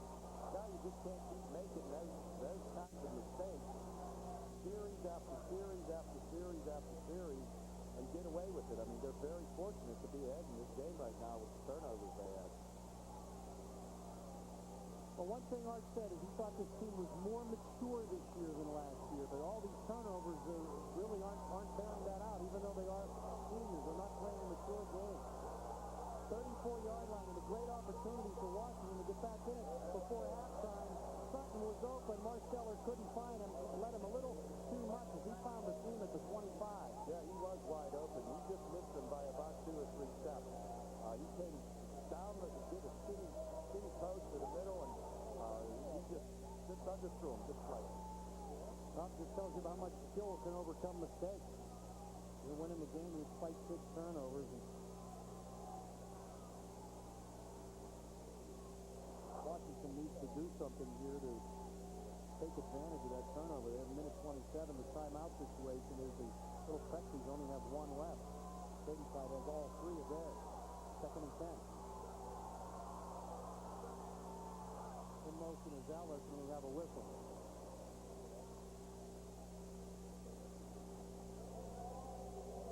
White, 5-yard penalty, remains showdown. Okay, that's not good news for Washington. That drops them back 5 more now to the 39-yard line. God, maybe the best offensive play they could have is punt it back here and let them go ahead and run a couple of plays and fumble and turn the ball over down towards the end zone. Oh, boy. I'm sure they've not been in this position the entire season. 2nd and 15 on the Shady Side Academy 39-yard line. Ellis goes in motion again. Marcello takes the quick pop over the middle. Now he goes deep down the sideline. So the ball is picked off by Ian Alexander. He's to the 30, the 40, out to midfield. Turnover begets turnover, and Shady Side dodges a bullet. He really does dodge the bullet here. Coach Monteplano is lucky that they didn't run that back all the way for a touchdown. That was a perfectly well-executed interception. Went up for the ball at the high point, went right down the sideline, and almost broke the tackle with Springer. With a minute and 14 seconds left, and the way that Adam Frederickson controls football and Medley can catch it, so don't be surprised if we don't have some points on the board before the end of the half. A great play by Alexander because I think AC bit on the pump fake. He had been watching Sutton all afternoon. AC was left back 5 yards behind, and Alexander comes over to give him the help and gets the pick. So they're right just inside Washington territory with a minute 14 to play in the half. Frederick's back. They want to go for it right away, trying to capitalize right after the turnover, and they almost give it away again. Pass is batted away by D'Angelo Valise, who has one interception on the year. I like that strategy, though. Right after a turnover where the other team might be down, go right for the jugular immediately. I like this also. The only thing I do is I feel more comfortable when I'm throwing to the outside of the field, especially when I'm throwing deep like that. When you're throwing in the middle of the field, anything can happen, especially with all the defensive backs breaking on the balls, linebackers going back to their drop zones and things like that. With a minute and 8 seconds left to go, I'd like to go to the outside, try to spring somebody free that way. 9-6, Shady Side leads. We're down to a minute 8 in the first half. The Academy looking for more. Frederick wants to throw. He's pressured. He goes deep downfield for AC, and the fastball is incomplete. Nice coverage back there by Washington's Ryan Moy, who's also a backup quarterback. Yeah, once again, that was almost intercepted. He's putting the ball up in the air. People are back there in their drops. This is a perfect time to be playing a little bit deeper, not necessarily a prevent, but he could break on the football, and that was almost intercepted right there. Well, the time is a factor, but they did have all 3 timeouts remaining, too, when they took over, Sam, so they didn't necessarily have to throw on every play. They could have ran it a few times. I think their inexperience of not being in this kind of a close game has really hurt them. 3rd and 10, still on the 49-yard line of Washington. Again, Frederick's going to throw. He's being pressured. Gets away from one tackler and winds up getting sacked. The initial pressure came from Brent Marsteller. Trent Williams is the guy who eventually knocked him down and tackled him, along with Chet Henderson. Well, on the replay at 50, they're going to try to do a middle screen with Rosario coming right up here. But the spies on that just played their defensive technique perfectly and forced them outside. Didn't have anything to do with any place to go with the football. Brad Marshall was right there to would have prevented any screens to Rosario, so it's a 4th down situation. Shady Side. What do you do here, Sam? With 40 seconds left here, do you go for it and just hope for 30 seconds, or do you find you're going to have to punt the ball, because this is just not in the right situation to be in, and you know, with that kind of timeout, you should have had some sort of a draw or just run the clock out so you're not into this position here. But I would be definitely surprised if you didn't punt the ball. I think Shady Side will be extremely happy to go to the locker room with a lead after turning the ball over 6 times in the half, yet they're still winning. And actually, that safety could wind up coming back to really haunt Washington with the way this game's going, because had they not done that, they'd be within a point right now. Let's get out to the sideline and our reporter, Bill Fontana. Guy, thank you very much. In talking with Coach Guy Manicalvo earlier in the week at Wash High, he said defensively they're going to play a 4-4 and a multiple 5-3. What they're doing, Guy, is playing what's called a robber coverage, where it's a man under in a 2-deep zone. Sam can explain it to you. What they're doing is trying to take away the long ball that Shady Side Academy is so effective with. Yes, exactly right, Bill. That robber is put on the quarterback. He follows him all over the field, and when he turns and gets ready to throw wherever direction he's looking, that's where he's going to be. One man back to receive is Michael Sutton for Washington. Adam Frederick, the punter for Shady Side Academy. Good snap. Frederick gets off a bomb. He got all of that. It bounces at the 6 and goes into the end zone. It'll be a touchback to put it in play at the 20-yard line with 33 seconds to go. Nice punt. That was absolutely a beautiful punt. Matter of fact, it was too good of a punt. It should have come out to the 20. But you'll take it with a 33 seconds left in the half. Shady Side Academy, 3 wins to get here. Quaker Valley, North Catholic, and Brownsville, 40-6, 42-12, and 39-0. They have not been seriously challenged in the playoffs. And actually, Washington, you can't say has. Shenango gave a pretty good game, 31-21. They beat up on Charleroi and Aliquippa fairly easily. So, both of them in a dogfight right now, though. It's 9-6, and we're headed to the half, and Washington's going to play it conservative. Yeah, they're going to be happy to go in at halftime, down by 3 points, and talk everything over, and try to get some sort of a momentum coming back out the second half. There's no sense in doing something back here with 17 seconds left to go in the game. It's going to turn the ball over and let them go in and score at this point. Second and 7 on their own 23, and the clock winding down. And I don't think we'll see another snap there. They're just going to let the clock expire and the half come to a close. And that's it. We've played one half. Shady Side Academy has been very sloppy. 5 times they fumbled. 5 times Washington recovered. 1 time they turned it over on an interception, but yet they have the lead. That's on the one hand, it tells you how poorly they played. On the other hand, it tells you how good they are, Sandy. They can overcome 6 turnovers. You're exactly right. I don't know too many teams that could turn the ball over 6 times and still be ahead at halftime. That is just remarkable to me. We're going to see what's going to happen coming out the second half. They're going to have to regain their composure. Washington has an excellent chance of winning this football game. They've got some excellent skill kids. Their quarterback's doing a real nice job. And the defense is holding up for them also. Shady Side Academy with a touchdown, a safety, and they took their extra point on the touchdown. Washington scored a touchdown, did not convert, thus the score. Washington did have a 6-0 lead at the end of the first quarter.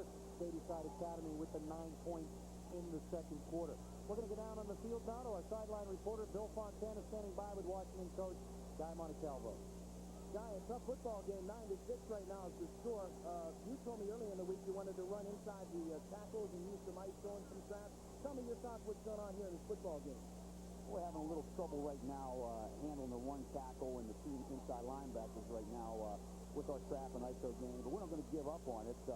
And because of that, of course, they're able to take their linebackers and scrape out the 2 gaps pretty fast on our outside plays. But we've got some things we haven't done yet offensively. We were against the wind. It was tough to throw the ball that time in that second quarter. So, hopefully we get the win. We'll do some things in the passing game. We just still got some things we want to try in the running game, Bill. Now, looking at their football team, too, explosive on offense, are you surprised defensively how you've been able to shut them down? I'm not surprised at all, Bill.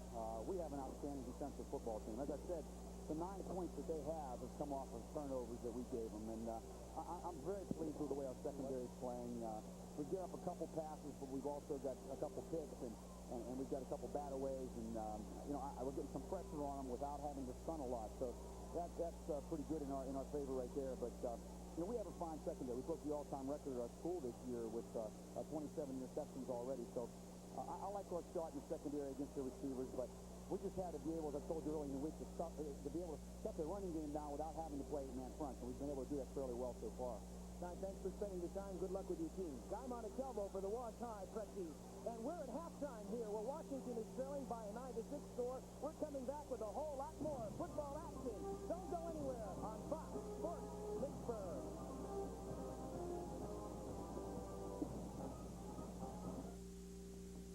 Like to walk through that tunnel on Saturday, the best fans in the country out there screaming their heads off. Coach the tunnel gives you 1, 2, 3, go, and everybody comes out. You run down on that kickoff, and it's just a feeling that's unbelievable. You hear the fans chanting, "We are Penn State." You get a rush like you would not believe.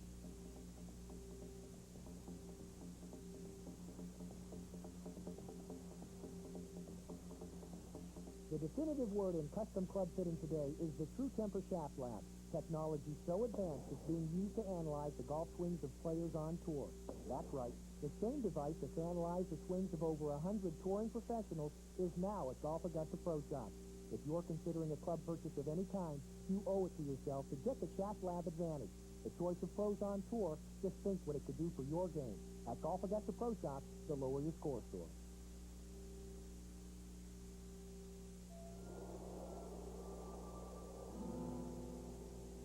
It's out there waiting.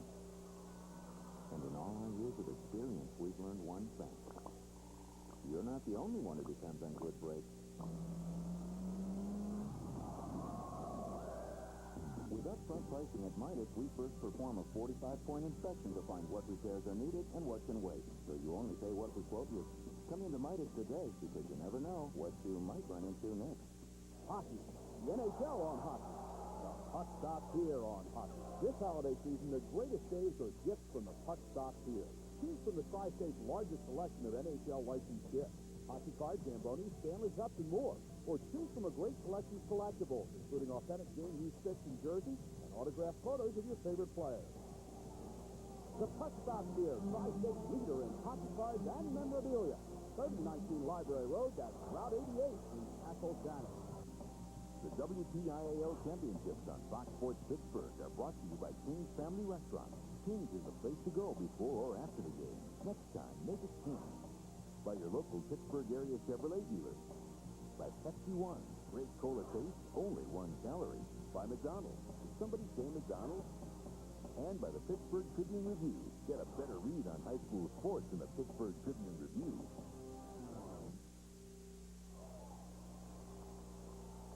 Ladies and gentlemen, it's halftime at Three Rivers Stadium on a perfect afternoon for high school football. This is the moment that all high school boys dream of, and Fox Sports Pittsburgh is certainly glad that you're with us today. Shady Side Academy leads this ball game, and right now let's turn our attention to the Watt High Band.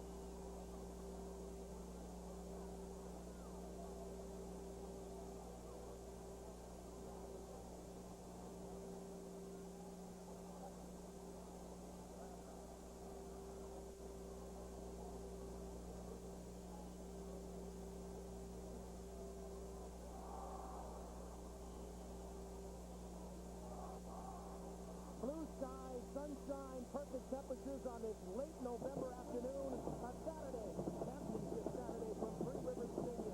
Shady Side Academy with 8 opponents shutting out, also 1 touchdown or less. Their team is quite explosive. They lead Little Washington 9-6 here at halftime. This is the second of 4 great high school football games coming your way this afternoon from Three Rivers, and we'll be back with more after a break on Fox Sports Pittsburgh. Get ready to taste life for the first time, people. Watch out now. You want to taste life? Then take a big swig of it. New Pepsi One. This one's got it all. The most awesome cola tea. That's bigger than the Wild Blue Yonder. But only 1 calorie. You want to taste one? You want one? Yeah. You want one?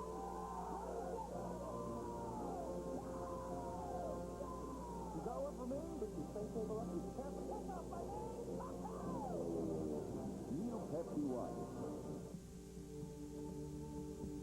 They are trailblazers of a new economy. The engineers, entrepreneurs, and visionaries who each day combine their energies with ours to place Pittsburgh on the frontiers of high technology. Retain Light is proud to be partners to the opportunities you generate.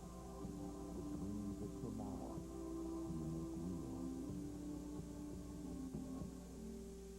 Shopping during the holidays can be really expensive. Buy something for Dad? Something for kids?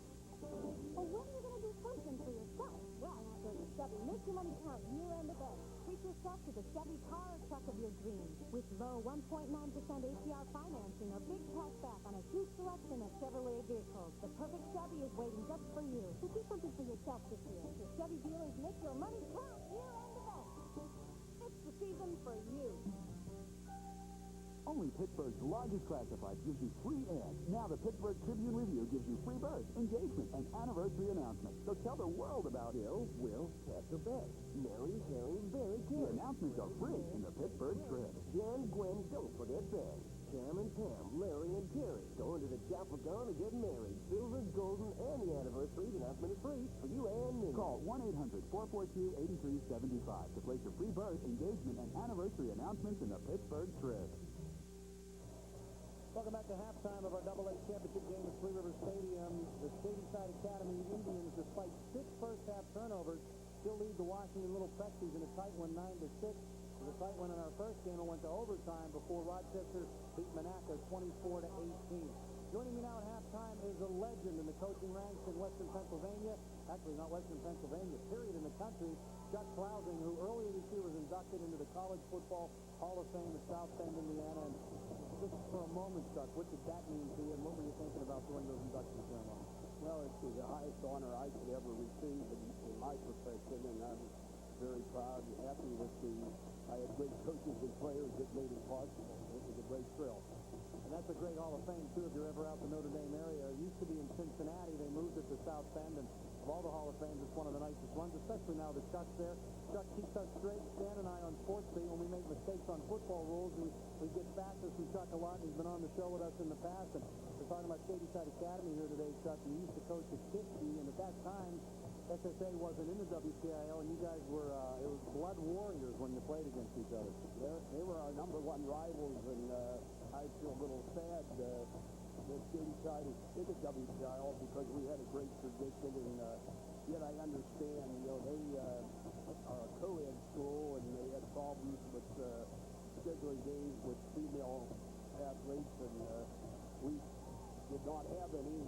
Kiski is one of the only all-boys schools in the country, but it was a great tradition. I think we played for about 100 years, and it's too bad we can't get together again. We talk about female participation in sports. When that tradition 100 years ago began, oftentimes you tell me that the faculty would also participate in playing the game. I saw pictures of the teams in the teens and the 20s, and at that time, Shady Side and Kiski faculty members played with both teams.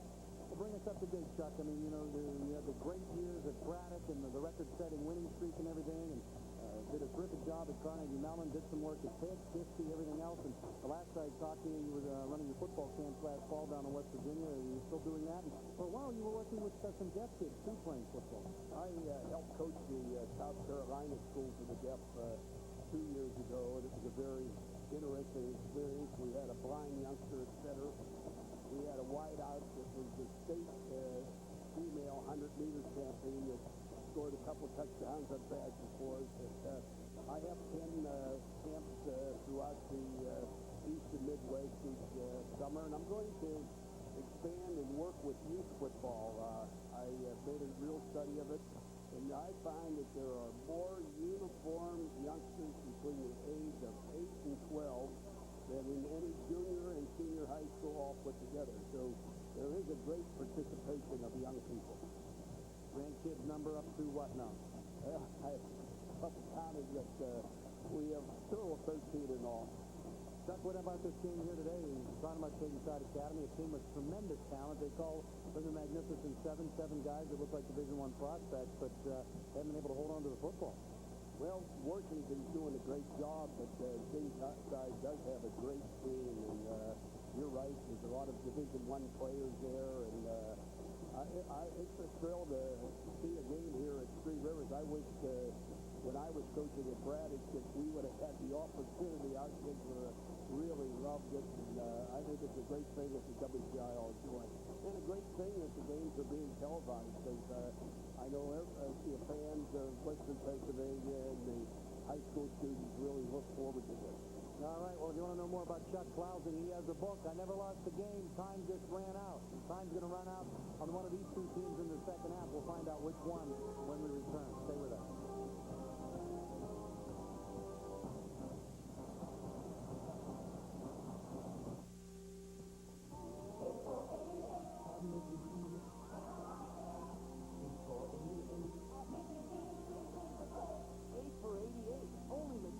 Serve up a menu this great, this tasty. Halftime or mealtime, day or night. Anytime is a great time for Mickey D's. 8 items for 88 cents each. Mickey D's. Did somebody say McDonald's? 8 great menu items, just 88 cents each.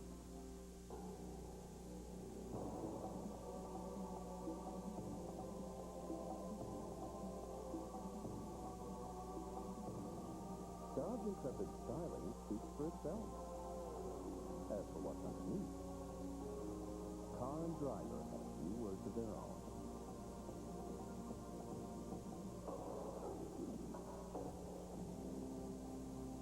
Lease a well-equipped Intrepid for as low as $269 a month.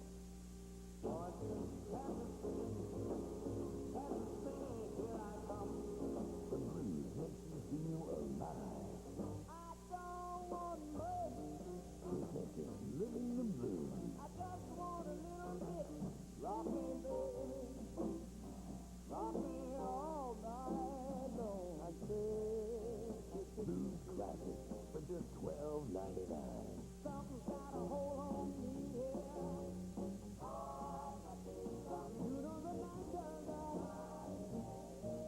Use your credit card and get a free bonus album of Chicago Blues. You know you struck me, baby. Then audition other Living the Blues albums. Credit card users get 2 albums for just $12.99.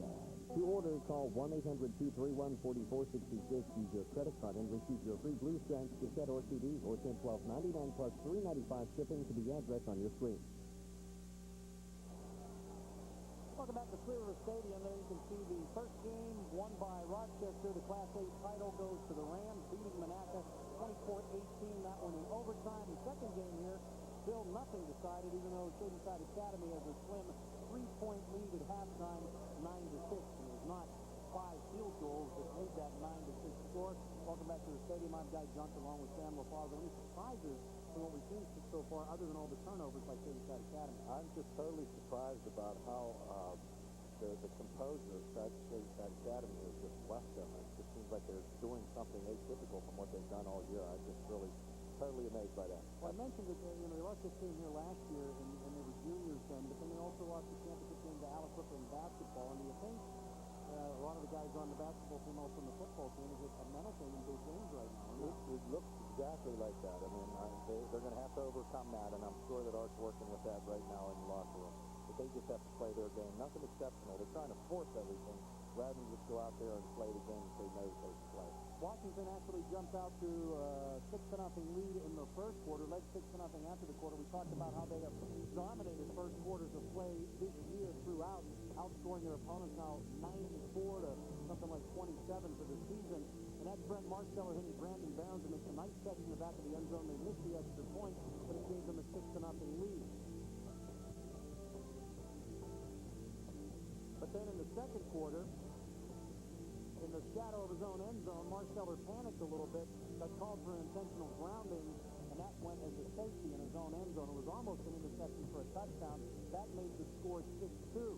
Shady Side Academy would eventually take the lead with a touchdown of their own, but the main reason they're not winning the game by more is they turned the ball over 6 times, Sam. 5 fumbles and 1 interception, this one by James Azero, fighting for extra yardage, but a turnover nonetheless. Yeah, this came very early in the game. Matter of fact, this could have really spurred Shady Side Academy on to going down there and really doing something. He tossed that ball up real quick. Michael Sutton picking up the ball for the turnover there. There's 1 of 6 in the first half, as I mentioned, but on the one hand, you think that that's a terrible half. On the other hand, certainly a pretty good team to be able to have a 6-point lead, turn it over. I don't know anybody that can withstand 6 turnovers and still end up winning at halftime, 9-6. All right, they have a perfect record. The Shady Side Academy does. They've lost no games this year, ranked 2nd in the state. Washington is 4th in the state. Diamond Calvo's team, statistically in the first half, looking like this. And looking like this. Let's say that again. This is a cue. Looking like this. There you go. First down, Shady Side way ahead. Rushing yards, Shady Side way ahead. Passing yards, a little ahead. And turnovers, way ahead, even though they maintain time of possession lead. Oh, absolutely. The time of possession is 15-9. The only difference in that whole scenario right there is the turnovers, and that kept Washington in the game.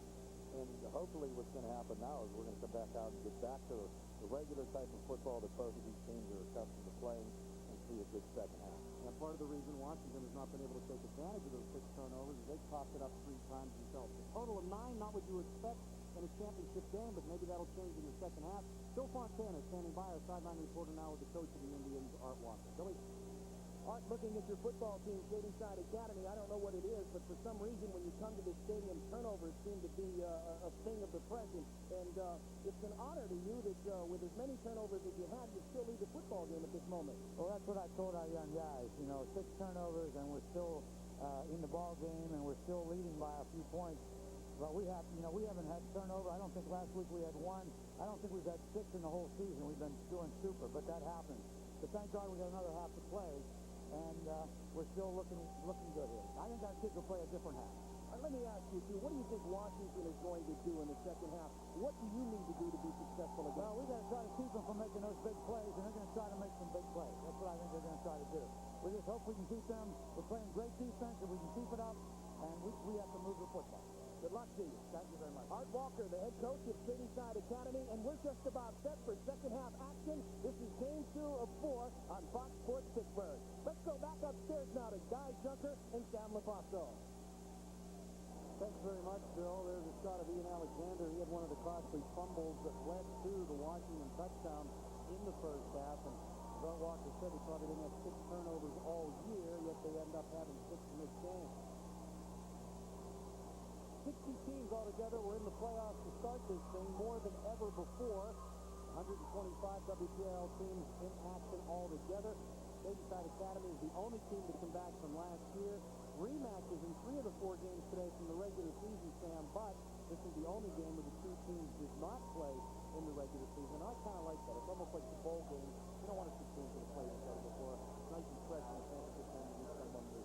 Yeah, it is. But the other thing that happens with a situation like what happened with Monaca and Rochester, they could have been the 2 best teams in WPIAL and not face each other in that game. And I like the fact that when they came back, they ended up with the 2 best teams in the playoffs, and they came back and played for the championship. So in that respect, I think that's a good kind of a situation to get in. And this is exciting, too, because these 2 teams never played each other.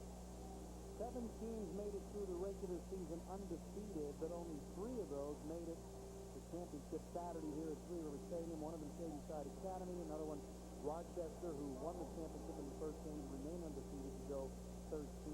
The winner of this game will play Sharon in the state semifinals. Sharon beating United up in Erie last night. Sharon not a member of the WPIAL, but Western Pennsylvania team nonetheless. I really like the way that the format with the 4 teams playing, because what normally happens is during the course of the year, especially early, if you're injured and something happens and you have a bad game, it doesn't knock you out of it and your season's wasted. I mean, bring all 4 back in, it just puts the emphasis back on who's going to be the better team, and it takes away the fact that you can make a mistake or have an injury early and still come back and make the playoffs. Getting ready for the second half. Anybody's ball game at the 3-point Shady Side Academy lead. Shady Side will kick off to start the second half. Ashley Bauer will kick. Back deep to receive for Washington. Ellis, Sutton, and Thomas, their 3 main running backs. Both of these teams throwing the football a lot.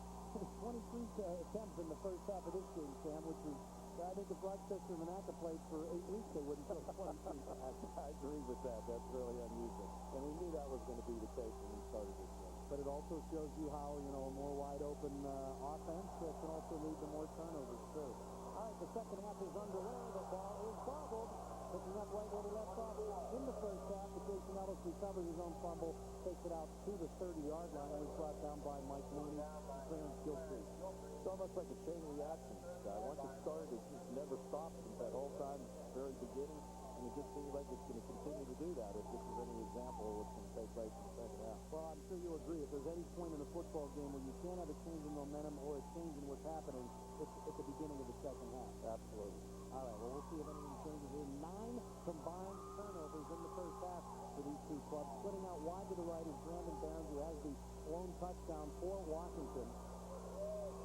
And in motion comes Ellis, and that caused Shady Side to move a little bit.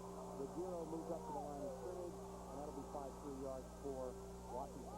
The chain reaction has continued. It's not a turnover, but it's just mistake after mistake after mistake. And that's just nerves and the anticipation of not playing up to your expected level and putting pressure on yourself. And I think it's just getting worse and worse and worse as the game goes on.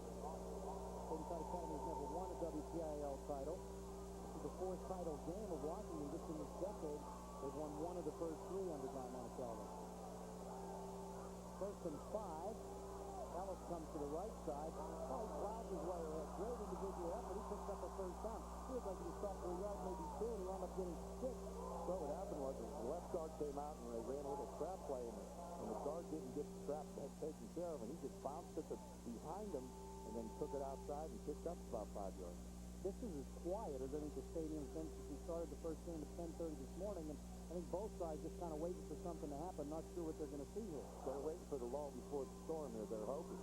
And all they keep getting is more turnovers and more mistakes, and it just puts them back on their heels, and they're not very excited. 1st and 10 at the 40. Washington moving out, getting a little bit of room. Now Ellis in motion again. Pitch goes back instead to Tim Carl. Carl gets over the 40 and nailed it about the 41. Met there by a bunch of guys. Ian Alexander, Adam Frederick, and Clarence Jackson on the tackle. Ian Alexander just put a tremendous lift on him. I mean, he came up and really did a great job of stuffing that play. There's the pitch, comes around to the right side. They weren't fooled at all by that play, and you're right, Alexander's got a helmet right under his chin strap there, and you remember a hit like that. They give him a yard a second. Perfect technique. There's a good shot at Ian Alexander. Started 2 years on offense, and 3 years started on defense, so most schools looking at him as a defensive player. Solid. Marcello's in trouble, he's going to be sacked. He needed the football, but he was already down. The whistle had already blown. Combining them with sack with Greer, who's been all over the place in that backfield today, and Adam Frederick. Gives them each a half sack to Shady Side Academy, and that seems to complex you described a bit. Sure does. What they're doing is Shady Side Academy is putting a tremendous up-the-field rush on it, and they're doing a waggle kind of thing where they're pulling guards and taking the scissors and cross-butt action and rolling them back behind all that. The pressure was just too great for him, and they were waiting for him when he got back there to set his feet. Third down and 19. Marsteller in the first half is only 3 out of 11 passing. Obvious passing situation here. But he's not going to throw. He's going to give it to Ellis instead. He loses the football, bounces right back up to him, but they're scrambling for it. It's loose on the turf now, and it's Shady Side Academy's ball. Their 10th turnover in the game, and Washington almost getting his tailor to the football now at Shady Side Academy. It's contagious. I mean, everybody's watching everybody else do it, and pressure's mounting, and it seems like they just never got to build the comfortableness in this whole ball game, both teams. Dave Gromkata recovered it for Shady Side Academy, so they're on the 32 now, and this could be a key play in the ball game. This is the Academy's chance to go right in there, take a more than one-score lead, and perhaps take the momentum of this game, because neither team's been able to develop any momentum. As soon as they get a break, or seem to be going anywhere on offense, they get the ball right back to the other side. Ian Alexander off the right side, nobody touches him for 5 yards, and he winds up getting 8, 9, maybe even close to picking up a first down. Michael Sutton finally dragged him down, but not before a great pickup. Well, I think Shady Side now is going to go back to what they do best. I mean, they throw a lot, and they're a good throwing team, but the throws have to come off of the run that they set up. What they're doing now is going back to the run, and they're going to establish it and try to take it in for a score. Is that guy your cousin Peter? Was it some brother? I think that was my uncle.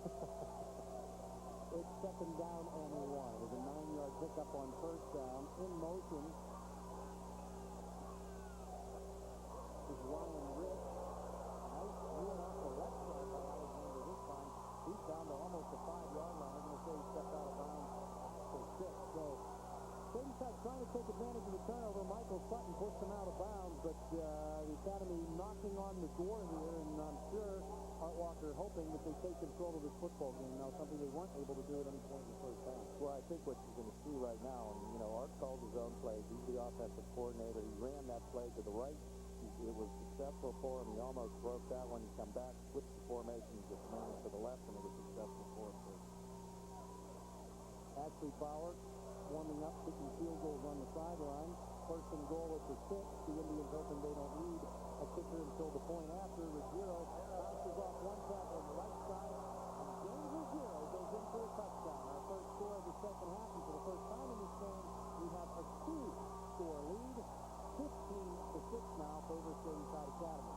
15-6, what's that make it, guys? Let's read the chart here together and see what happens. Okay. If you're ahead by 9, you go for 1. And if Ashley Bauer's your kicker, maybe that even helps. Boy, that was a tremendous run by James Ruggiero. He just bounced that outside his shoe and he didn't end up. Nobody touched it. Bauer's 1 for 1 today on extra points. He missed the field goal, but that extra point is blocked. So it's certainly not automatic here. Brent Marsteller, number 11, the quarterback for the Prexies. He likes to get his licks in on defense, and he blocked the extra point there. So, interesting, 15-6, and it's still a 9-point lead. That's still at least a 2-score lead for Shady Side Academy. Let's take a look at the blocked extra point once again. Snap's good, hold's good. Looks like he stick the upper part of the ball, Sam. He didn't get under it enough. He did, and there was somebody coming in from his left side who just flashed right across him and tipped it right into him. All right, Washington set to get the ball for the second time in this half. Shady Side has jumped out to, they were down 6-0 at one point, but have come back to take a 15-6 lead. You joined us right there. Have been a ton of turnovers in this game. 6 for Shady Side, 4 for Washington, 10 altogether in the game.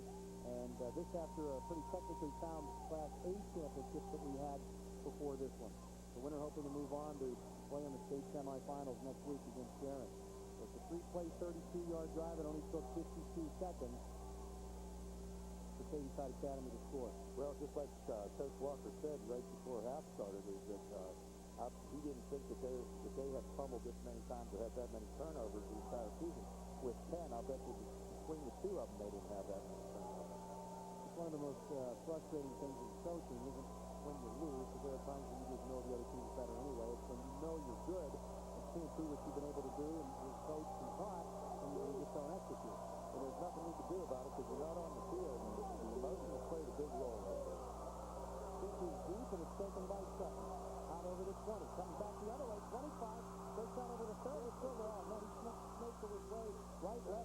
bought himself a lot of extra yardage there. Pretty nice return for Michael Sutton. Clarence Jackson finally making the tackle for Shady Side. Let's get out to the sidelines now on our reporter, Bill Fontana. Thanks, Guy. This is Melanie Ruffner and Jessica Altman on both sides of me, and they are the co-captains of the cheerleaders for Shady Side Academy. What happened this morning, Melanie? Anything special? This morning we all went to Headwaters, which is the girl outside Gate Street, and we went for a pep rally for all of the Shady Side community, and it was really exciting. And Jessica, you told me that this football team is on a mission. Can you explain to our viewers what's going on? Well, we're dedicating this game to the seniors from last year because they didn't bring home a win last year, and we want to give them a win this year. Okay, we thank you very much. The Shady Side Academy cheerleaders. Now let's go back upstairs to Guy Junker and Sam LaFonso. Thanks, Joe. Tim Carl carries for about 3 yards for Washington on that play. They did avenge that loss last year earlier in the season, though. Shady Side Academy lost to South Park. It's had a tremendous season last year, went on to win the state championship. When they met in the second week of the regular season this year at South Park, Shady Side won 35-16, and it comes from behind the end as well. Shady Side still lining up in that 50 defense.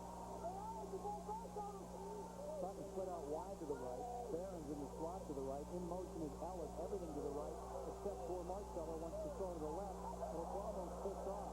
And that was a mismatch, a flag fly there, because the guy trying to pick the ball off is the Shady Side Academy is Ryan Rich, and the guy in his face right there is Chet Henderson, who has about 50, 60 pounds on him. What's the pressure that Jim Rosario puts on him right there? Big hit after the play, too. Now, here's after the play. Now, the pass was wobbly, probably because of the pressure by Ruggiero, and that's the offensive pass interference. Looks like offensive to me. Although he's not a receiver either. But that was a physical mismatch. He did look to the right. Everybody came to the right. They lined up a receiver to the right, a guy in the slot, and they moved the back in motion to the right. And he glanced there for a second, and I guess nobody was open, because then he looked back to the left and was forced to throw that way, and that's when Zero gave him all the pressure. The ill-conceived pass right there. He should have just went ahead and taken the loss rather than throw it up like that. It worked out for his benefit, but as it turns out, if he would have got sacked, he wouldn't have the opportunity to throw the interception. But then he went ahead and had the penalty called, so as long as it is short now. Yeah, penalty actually for an ineligible receiver downfield, so that makes 3rd and 22, and getting a bit of a stiff neck here in the third quarter from looking at the same end of the field for him, and that's bad news for Washington now. Well, things are going to have to change for him here. Marceller wants to throw, fires across the middle, pass caught by Sutton, dances away from one tackle to the 30, to the 35, to the 40, gets the first down. Nice move. Very nice move, because he was not going to get the first down. He was hemmed in by 2 people and just paused for a couple of seconds to buy himself the few extra yards he needed, and that's a big conversion on 3rd and 22. Adam Frederick made the tackle, but Michael Sutton, nice footwork there to pick up the first down. But Brett Marceller did a nice job of throwing the ball right in there to the team.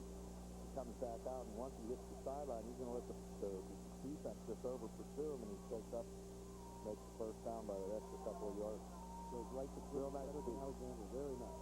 All right, first down for Washington. They're out to the 43-yard line thanks to that 3rd and 22 conversion on the completion to Sutton. This time Jason Ellis is going to get the ball. He has no place to go, no help whatsoever, dances around but loses a couple of yards as Rich Greer got in there. Man, he played a good ball game. Big senior, one of the Magnificent Seven, 6'4", 240, plays defensive end and tight end. Well, number 77, the right tackle on Washington team, came across to trap him, and he just held his ground and stuffed the trap right in the hole and then made the tackle after that. That's Michael Rudy, number 77 for Washington, and we're down to under 7 minutes in the third quarter. It is 2nd and 9 on the 44-yard line. Ellis wing right. Thomas comes in motion left. But Marceller wants to throw. Fires downfield. In and out of the hands of the intended receiver, Brandon Barron. He was covered on the play, but the ball was delivered. It's a good pass by Marceller. You got to hold on to those ones. Oh, he hit him right in the numbers. I mean, that was an excellent throw by Brent. You're going to see here the... That's a real good defensive play there. Very good. I mean, I guess Scott Booker makes the play, and you think you should hold on to that until you watch it the second time. You not only hit him just as he got the ball, but he got his hand in there to knock it away. Stripped his arm away from him, yeah. Scott Booker, another member of the Magnificent Seven, sets up a 3rd and 9 with his defensive play on that pass intended for Barron. Ball still on the 44-yard line. Washington getting a little breathing room, though, with up this series. Marcelo with time, pump, has nowhere to go. That's the coverage back there. He has some time to throw, but never got the ball away. And Khalil Bay picks up the sack for Shady Side Academy. Yeah, the two defensive tackles just did an outstanding job right there. They were, the coverage stack was out there, and they just put the pressure on them and made tackles. Take a look and see, Michael Sutton, I think, is open at one point, but here we are in the ISO. Watch Michael Sutton, top of your screen, number 32. Darius A.C. Watson makes a nice move to the outside. Mark Keller couldn't find him in time, and I think that was a coverage sack. I take that back. Well, what happened is he set his feet double pump 3 times, and you just can't do that. I mean, you got to get back there, get to your drop position, and throw the ball. Ball takes a Shady Side bounce, hit it originally at the 30. Mark Keller winds up down at about the 32, so Shady Side Academy will put it in play. Their lead a little more comfortable than it has been, 15-6. Indians are leading in the third quarter. We'll be back right after these measures.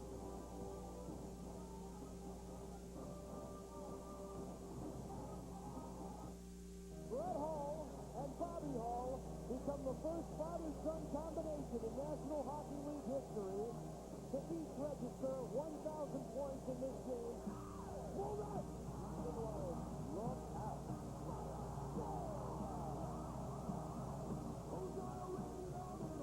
Come on, boys, you're going to get one.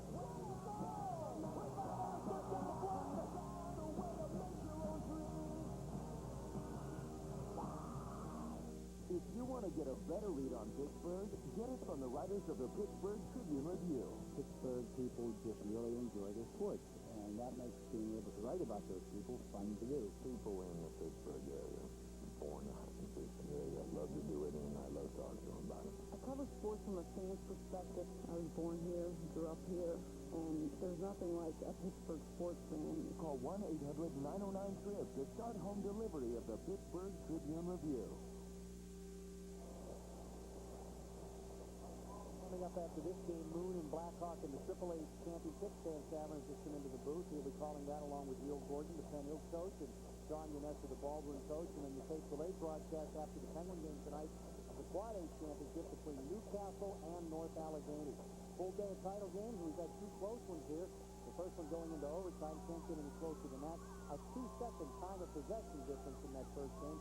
And this one here, a fairly close game too, although Shady Side Academy, they hadn't shot themselves in the foot so many times in the first half, will probably be dominating this game. And we seem to be starting to take it away from Washington right now. This is going to be a big series for the Little Prexies right here to stop the momentum of Shady Side Academy. Steele Alexander left side picks up only about 1, maybe 2 yards at the most. Jason Ellis with the tackle for the Little Prexies. Well, you can see that Chase Walker's not going to do anything here like he did in the first half. He's not putting the ball up in the air. He's trying to establish the run, and then the passing will come off of that. We never gave you the officials for the second game today. Rob Boyd is our referee. Frank Solomon is our umpire. The linesman is John Puda. The line judge, Jack Gillis. The field judge is Keith Barnes. Back judge, Bob Manson. The side judge is George Trout. For game number 2, they do a good job. Around the left side, Frederick with the ball himself, and he gets the first down. He gets out to about midfield before he's pushed out of bounds. Called at the 39-yard line. D'Angelo Belize made the tackle. Yeah, he ran a little bit of a scissors play, and instead of handing to the scissors back coming to the right side, he just sent it through and brought it all the way out to the left. Replays in the end zone camera. There you go with the scissors play around the left side.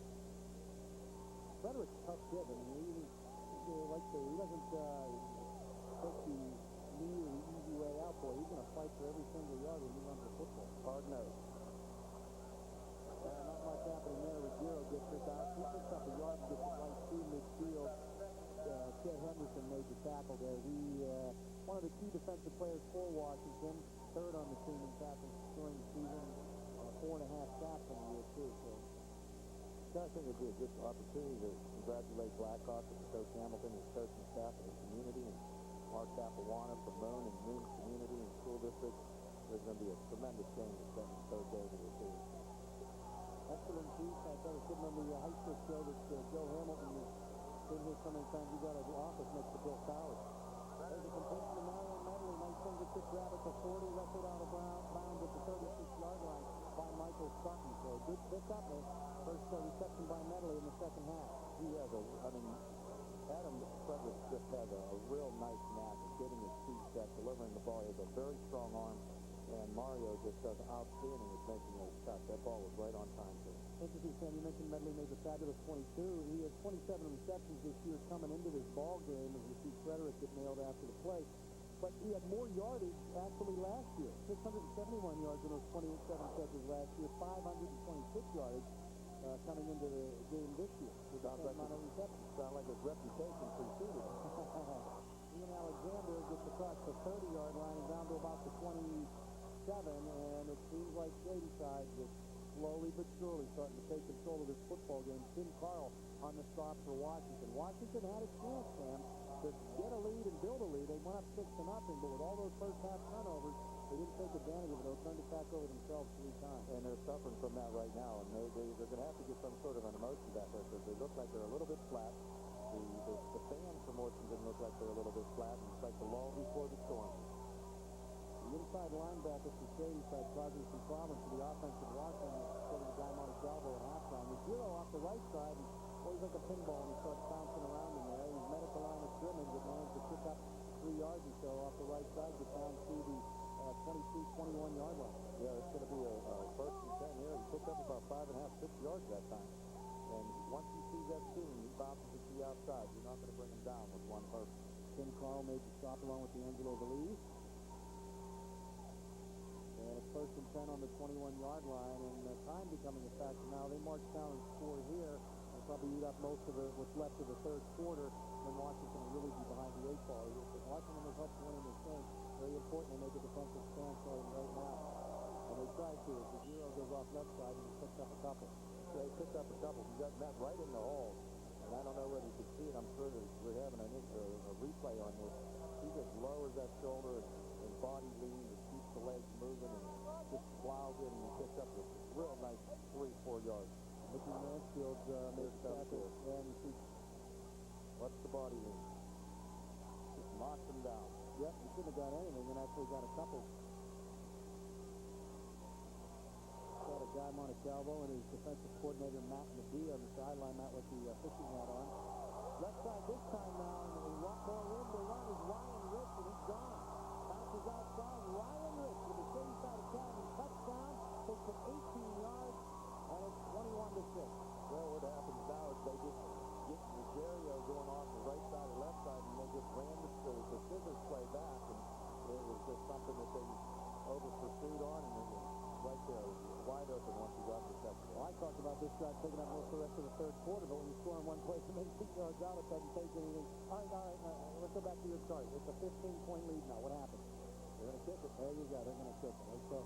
Isley Bauer 2 for 2 on the extra points today. Had a chance for a 26-yard field goal early in the game that he missed. 21-6, kind of an odd way they got to 21. Shady Side Academy picking up a safety and 3 touchdowns now. If they make this extra point, they can increase the lead to 16. Let's take another look at the touchdown. And that inside scissors play. With one chance to get him right there. Mario Medley didn't actually make the block. He threw a pick. He's ready for basketball season. I'll tell you what, though, that was a real heads up on his part. He saw that he was going to clip him, and rather than do that, he just stopped the speed, held up his hand, shot in the person's way, but he didn't clip him. Ryan Rich, 2 rushes, 23 yards, 1 touchdown. That's not too bad. No, that's very economic running. Hey, don't forget to join us weeknights at 7 o'clock on Fox Sports Pittsburgh. Sam Tanner and myself for Sports Beat every weeknight at 7. Talk about that Steelers loss in Detroit when we get back. Some of the big guests we've had in the past, Craig Patrick, Franklin Harris, Dan Bonifay, Bill Sauer, Johnny Bench. Johnny, the funny, was actually interviewing Andy Van Slyke, and he just popped in the middle of the interview last summer. That was during Mario Lemieux's golf outing. That would have been very exciting to have those players all around him. Yeah, Johnny Bench is guy here at 22, but he's not that big. You know, the kid, he such a great home run hitter. He's really not that tall or that large. And, Henry Aaron, too. You think of those guys all being moosey, but they really weren't. Took only 7 plays to go 66 yards. Ate up 3 minutes and 15 seconds. With Rich getting the 18-yard touchdown. They go for the 2. They pass to Ian Alexander, and they pick it up. Well, you know what, Sam? You can take your chart and do something. This thing isn't working.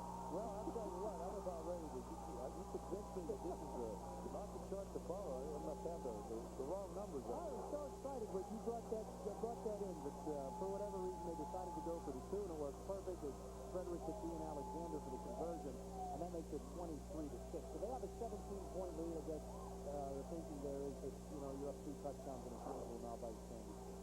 Well, what happens, too, you got to go with your instincts during the course of the game, and you got to go with what you feel is comfortable. And obviously, Coach Walker thought that after that last one was blocked, he'd rather go with something that he felt a little bit more percentage-wise was going to work for him. So in the waning moments of the third quarter, 2:33 to go, Shady Side Academy has taken over this game in the third quarter with 2 touchdowns. They led 9-6 at halftime. Washington did lead the game 6-0 after the first quarter, but it's 23-6 now, and it looks like the Indians starting to play the kind of ball that they played during the regular season, but weren't quite able to play in the first half. But that's a sign of maturity. Then early in the game, Art Walker said the big difference between this group of kids and last year is being mature. Last year, when they started to fall apart against South Park, they weren't able to come back. This year they were. Yeah, no, that also comes from the coach, too. I mean, his stability is going to be transferred over to his players. He's not panicking, and I think that was indicative of the play calling that he had to do the things that he knew he could get accomplished and just move it down, and then he had the pass to do it. John Thomas, Jason Ellis, and Michael Sutton back deep to receive. None of them will get a chance because Ashley Powers strips it down the middle of the field, and it's just a scrum out to the 36-yard line. So that's where Washington will put the ball in play, and if they want to get back in this ball game, they need to get their offense moving a little bit here. They haven't done much in the second half. Hey, this copyrighted broadcast is presented by Fox Sports Pittsburgh under the authority of the Western Pennsylvania Interscholastic Athletic League, better known as the WPIAL. This broadcast cannot be reproduced or retransmitted in any form without the express written consent of the WPIAL. The Washington High cheerleaders there. That's called Columbia Blue, by the way, Sam. I don't know if you knew that. Yeah, well, I'm very familiar with Columbia Blue because when we won the championship, that's the colors that we wore. I didn't go with the traditional royal blue and red and white as an act. I went to the Houston Oilers colors. We were that coffee with them. And at Quaker Valley, you were black and gold, I believe, right? Yes. Center was what? Blue and white? Blue and white. Avonworth was the Ohio State color. Well, you know, at Avonworth, we have an English player being attended to. That's Washington's Barry Dobshaw getting up slowly. He looks like he's okay. When I was working at Channel 4, Bill Hildrove and I used to always have contests trying to stump each other on high school nicknames, and I got him one time on Avonworth. He didn't know they were the Antelope. The Antelope. There you go. Mercury Morris' school, correct? Yes, it is. Sam coached all 4 of those schools. Took Quaker Valley to class for the first time in the school history. So very active with the Quaker Valley Hall of Fame and everything. And that's actually how we got back together again. Yes, well, we did. Second annual Quaker Valley Hall of Fame, and we're also putting on I put on a golf classic for Christ Church at Grove Farm. All right, Washington with the football now, and in need of making something happen. Thomas tries to turn it outside and does find some room. Nice cut back inside and a good game. Picks up about 7 yards on the play. Nice first down run of 7 yards. Rick Sandoval made the tackle, and I think if you could average 7 yards on first down, you take that every time. Every time. That's a great first down play. It puts you in a position where you can utilize your whole offense, but he just has excellent speed. He knows how to stutter step, good vision, then he has the burst of speed to put it on once he gets out there. Second and 4, they give him 6 on the play. Ellis spins back a little bit, takes the pitch. He'll try the left side this time, and he picks up the first down. Gets out close to midfield. Jason Ellis. Offensive line doing an outstanding job of getting off the ball, making a team, and the running back is stomping right up in. Washington seemed intent, and they obviously throw more than either of their teams did in the first game. But they seemed intent on passing a lot more than I thought they would, and instead of staying with the running game in the first half. You're absolutely right. I thought that they abandoned their normalcy. The plays with the games that I've seen, I thought they were abandoning what they normally do. First and 10 from their own 49. Ellis picks up some nice yardage and nice consistency now for Washington. 3 or 4 running plays in a row, all picking up significant yardage, and they get into Shady Side territory across midfield. Making the stop was Justin Atkinson. He's a senior, 6-footer, close to 200 pounds. Plays both. How different is it? You coached at the smaller schools mostly to coach 2 platoon and 1 platoon football. These kids play both sides of the ball. Do you coach differently because they're out there almost constantly, some of them? Well, I'll tell you what, I'd like to go back and see the AA games, or the AAA games and the Quad A games. And I'll put be willing to venture that there's not any more than maybe 3 or 4 or 5 different changes offensively, defensively. I don't think it's to the point where they're changing 11 and 11. That was Jason Ellis, who spins off the left side. So that's 5 plays in a row now for nice yardage, and Washington's picking up some momentum here on the ground, so they move the football well. Their offensive line's doing a really nice job. They're getting back to the basic things that they like to do. They're trapping, doing the Delaware wing tee with the scissors, and doing the things that they know that they're comfortable with. Kind of looks like Shady Side Academy a little flat after they went up 23-6. First and 10 on the 37-yard line at Shady Side Academy. I said Washington needed to do something this drive to stay in the game, and they're doing it as the third quarter draws to a close. At that time, nice play. David Goncada got in the backfield, and there was no place for Sean Thomas to run. Well, what happens is anytime you're doing pulling the guards, you always do that seam open. If you don't get a steal block there and you get that pressure up the field, you're going to have somebody burst in there. Good tackle, too. Stayed with him, didn't let him out of his grasp, and he actually loses 4 yards. So it's a second and 14, pushing the ball back out to the 42-yard line. Barron splits out to the right. Sutton is out to the left. And Marceller wants to throw. Looking in direction of Sutton, he was open for a second between Alexander and AC, but the ball was thrown too far, and it goes out of bounds. All right, that's the end of the third quarter. Shady Side Academy, 12 minutes away from their first title. They lead 23-6. We'll be back with the fourth and final quarter of our AA championship right after this. Hey, Mr. Internet's wonderful. Over here. Over here. You think you got it all, don't you? Well, there's the tiny little voice inside there makes you something new, something that makes you want to stand up and say, yeah, baby, this is what I need. Yeah. Here it is. Huge extra one. Massive color taste, only one color. Got it all. And you know what it's going to do. No. Put down your mouth and curl up in me, baby, because I'm all you ever need. I want that. You want that. I want that. You want that. Well, you got it all, baby. New Pepsi One. Shopping during the holidays can be really expensive. You buy something for Dad? Something for kids? Well, when are you going to do something for yourself? Right. There's a Chevy Make Your Money Count year-end event. Treat yourself to the Chevy car or truck of your dreams. With low 1.9% APR financing or big cash back on a huge selection of Chevrolet vehicles, the perfect Chevy is waiting just for you. So do something for yourself this year. The Chevy dealers Make Your Money Count year-end event. It's the season for you. Oh, boy, it is really nice. Looks great. We haven't had this in a long time. It's terrific. It's not everyone in your family is excited about what you've made for dinner. Come to Cane's. We have more than 70 dinner choices every day.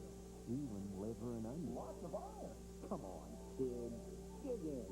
Next time, make it Cane's. It's time to start saving money. Lakin TV is offering a free satellite system when you sign up for this network's 1-year, 1-rate plan. Call Lakin TV today for your free satellite system. Meeting Montreal's front line. Pushing Pittsburgh's offense. The Penguins look to avenge last year's playoff defeat when they face the Canadiens. Tonight at 7 on Fox Sports Pittsburgh.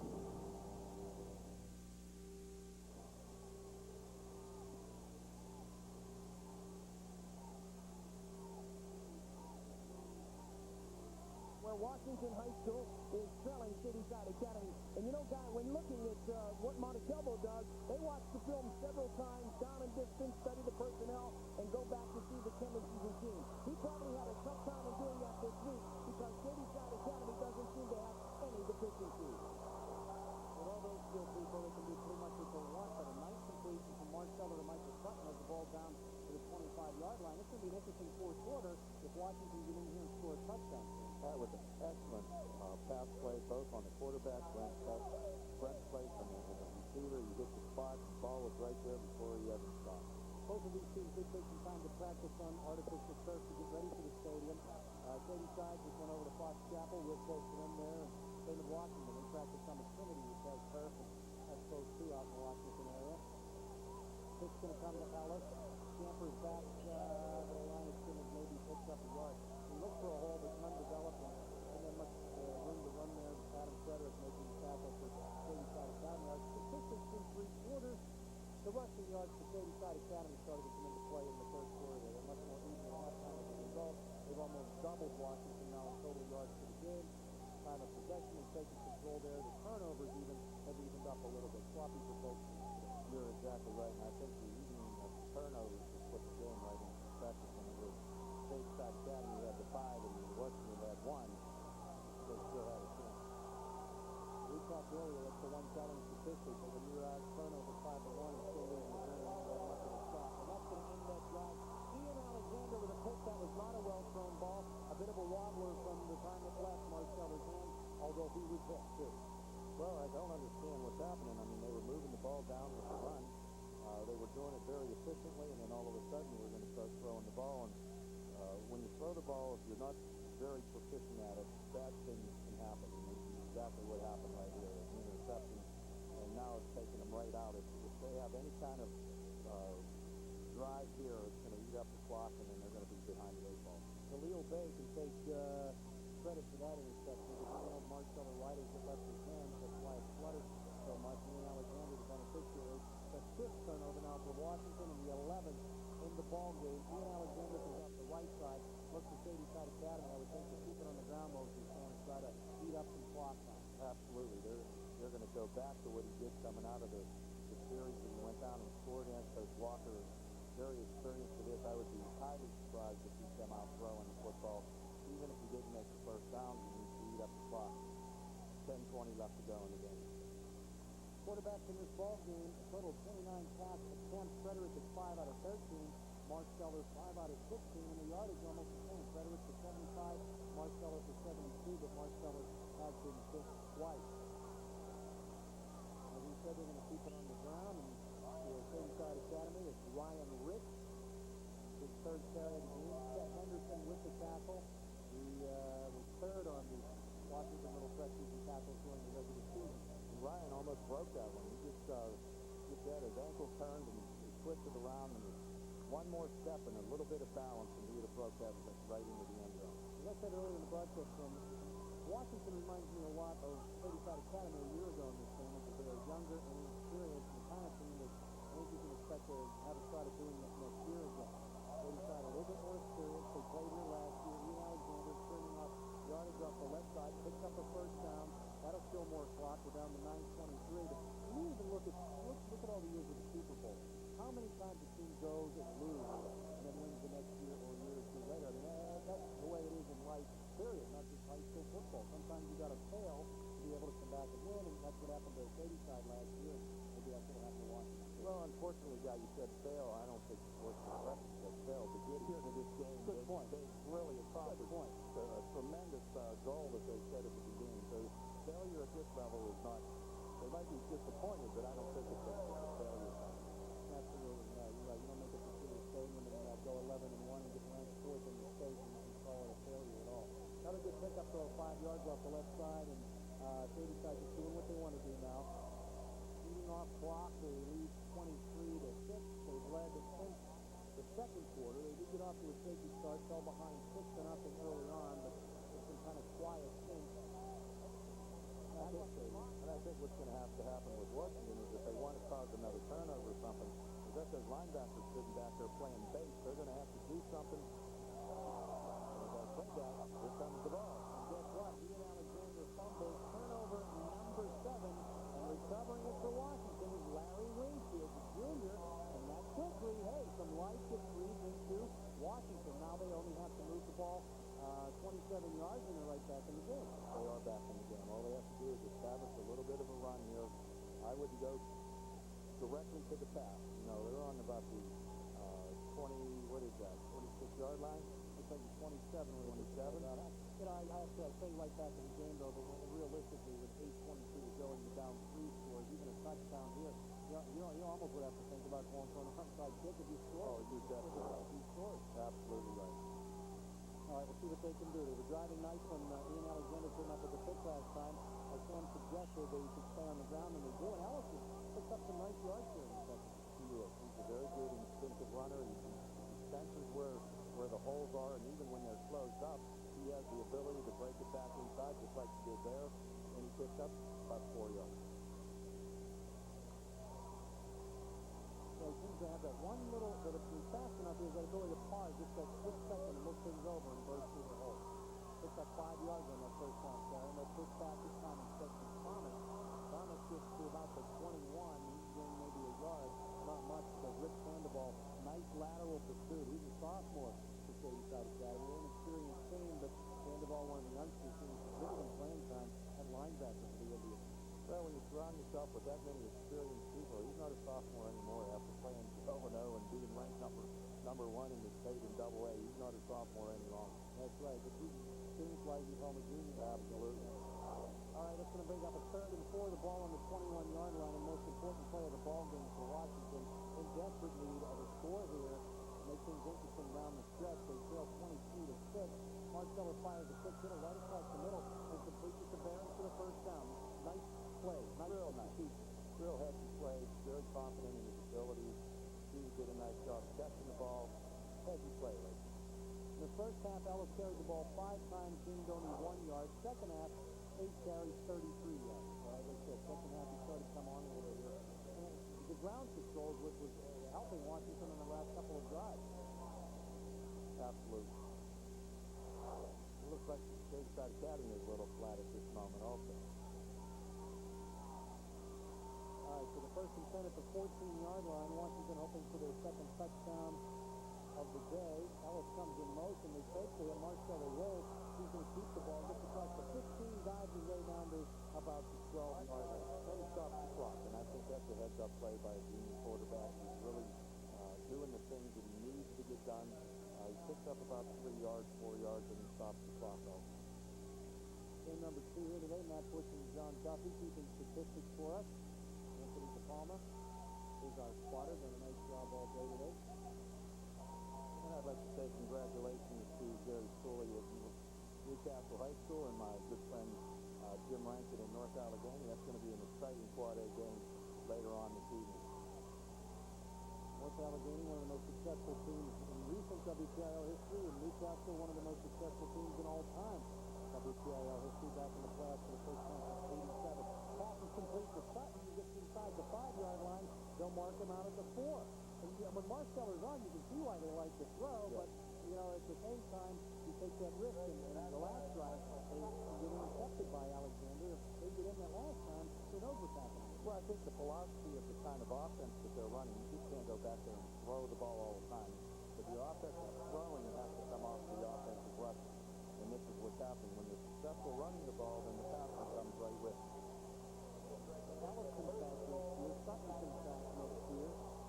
Barron's graduates and Sean Thomas graduates, and Marsteller comes back. They've got a pretty nice offensive core coming back for next season. But it ain't next season yet. They want to get in here.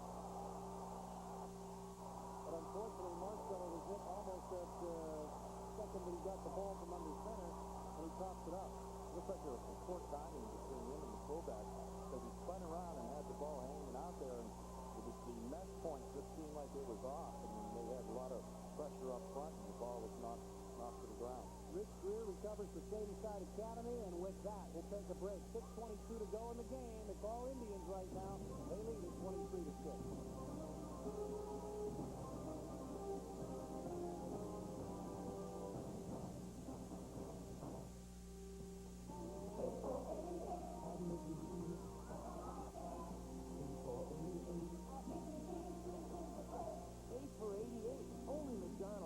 A menu just great, it's tasty. Halftime or mealtime, day or night. Anytime is a great time for Mickey D's. 8 items for 88 cents each. Every day, did somebody say McDonald's? 8 great menu items, just 88 cents each. If you want to get a better read on Pittsburgh, get it from the writers of the Pittsburgh Tribune Review. Movies were there. I mean, it was just what I always wanted to do. I'm a social butterfly. A born party girl. Overstimulated, over-entertained, and still having the most fun I've ever had with my earrings on. I called my column originally The Art Enthusiast, and that's really what you should know about me. Call 1-800-909-TRIB to start home delivery of the Pittsburgh Tribune Review. We're now up to 13 turnovers, believe it or not, in game 7 by Shady Side Academy. The 6th one here for Washington, absolutely devastating. Tried to hand the ball off to Tim Carlson, and it looked like Tim was either not expecting it or was already past the point where he wanted to take the football, and Rich Spears there to fall on it and end what probably is the last legitimate threat Washington had to win this ball game. Looks like a bad timing on the match point here. Either the quarterback's fault or the fullback's fault, but the handoff never did occur. So SSA takes over on their own 7-yard line. You just don't want to make a mistake here and another turnover. Ruggiero has the ball, breaks a couple of times, gets something out of nothing. He just amazes me. I mean, he just got smacked right in the hole. He kept his balance. He went limp for a second. They dropped their hands, and then he just bowled them over and picked up about 5 or 6 yards. He was one of the guys, if you saw our preview between games, talking about how much it hurt to lose here last year, just how determined he was to get back here. That's good, Sam, once you get back here, but you can lose that focus, too. You can't start out the season on that first game Labor Day weekend and say, you want to get back to Three Rivers. You got to, fight as it is, play one game at a time. Yeah, I think that's the experience of the coaching staff. The philosophy of going out there and winning one weekend at a time rather than focus on taking the long haul. Ruggiero up to 65 yards rushing that time. Big swarm, and he didn't have a chance to get anything. Led by Washington's Larry Wingfield and also Brad Marshall in there, too. They looked like they were in the huddle that time. They knew exactly what they were going to do. Never had a chance that time. He took 2 steps and they met him right 3 yards deep in the backfield. They still couldn't bring him down, though. It took a while. He has to be a wrestler. He's not a basketball player. I don't think. I don't have him written down as playing in other sport. That doesn't mean he has it, but he's something else. With his sense of balance, wrestling should be in his repertoire. You know, he started out, he played his first year, eventually over 200 pounds. He played his first year at Oliver High School in the city. He's from Mount Oliver and then transferred to Shady Side Academy. On the advice of his older brother, as a matter of fact. Pass downfield, nearly intercepted. It was intended for Ian Alexander, and Washington's D'Angelo Belize had a chance for it. He has 1 pick on the year, and he almost had our 14th turnover of the game. Yeah, this is what I spoke about earlier, about throwing that ball down the middle when the safety's just sitting back there reading the quarterback. Especially when you're close to your back up in your own end zone here. I don't like to throw the ball down the middle. I'll take my chances on the outside. All right, well, that sets up a punting situation for Shady Side. With under 5 minutes to play in the ball game. Washington will get the ball in excellent field position. The lone back to take the kick is Michael Sutton. Adam Frederick will kick from his own end zone. With David Goncato back as his protection. Don't tell me they have too many people on the field, guys. They did. Yep, they did. Timeout, White. Whoever called that timeout made an excellent call there to get that guy off the field. While they're sorting this out, we're going to take a break. We're 4.5 minutes to play in the game. Shady Side Academy on top of Washington.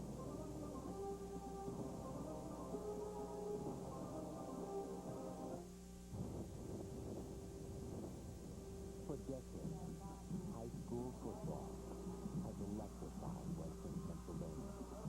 And each autumn, Duquesne Light teams with area schools to help generate the kind of energy that ensures the tradition continues.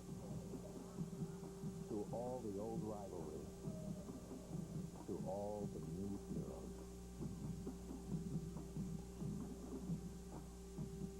Shopping during the holidays can be really expensive. Buy something for Dad?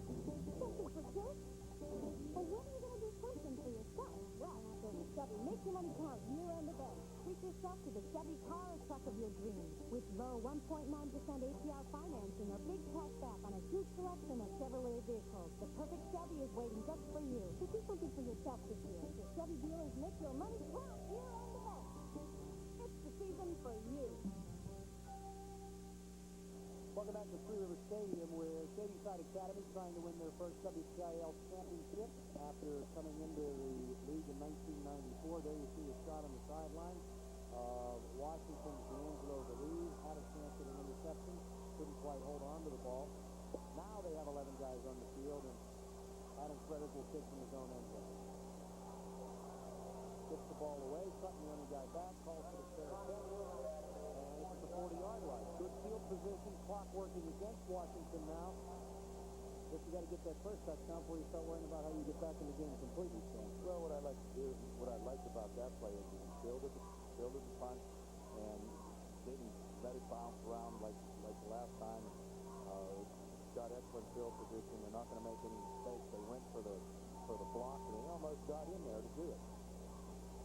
Yeah, it's a tough punt to field. It was a low line drive kick, and you had to run up on it. And the ball comes down, he's running up, and make the fair catch and see if they can do something with it. They're on the 40-yard line of Shady Side Academy. Marcelo wants to throw, but he's pressured back there, and he gets loose. Does a nice job to get back past the original line of scrimmage and actually gain a yard or two. He's very elusive. He really has good speed. He's very elusive. He knows what he's trying to accomplish.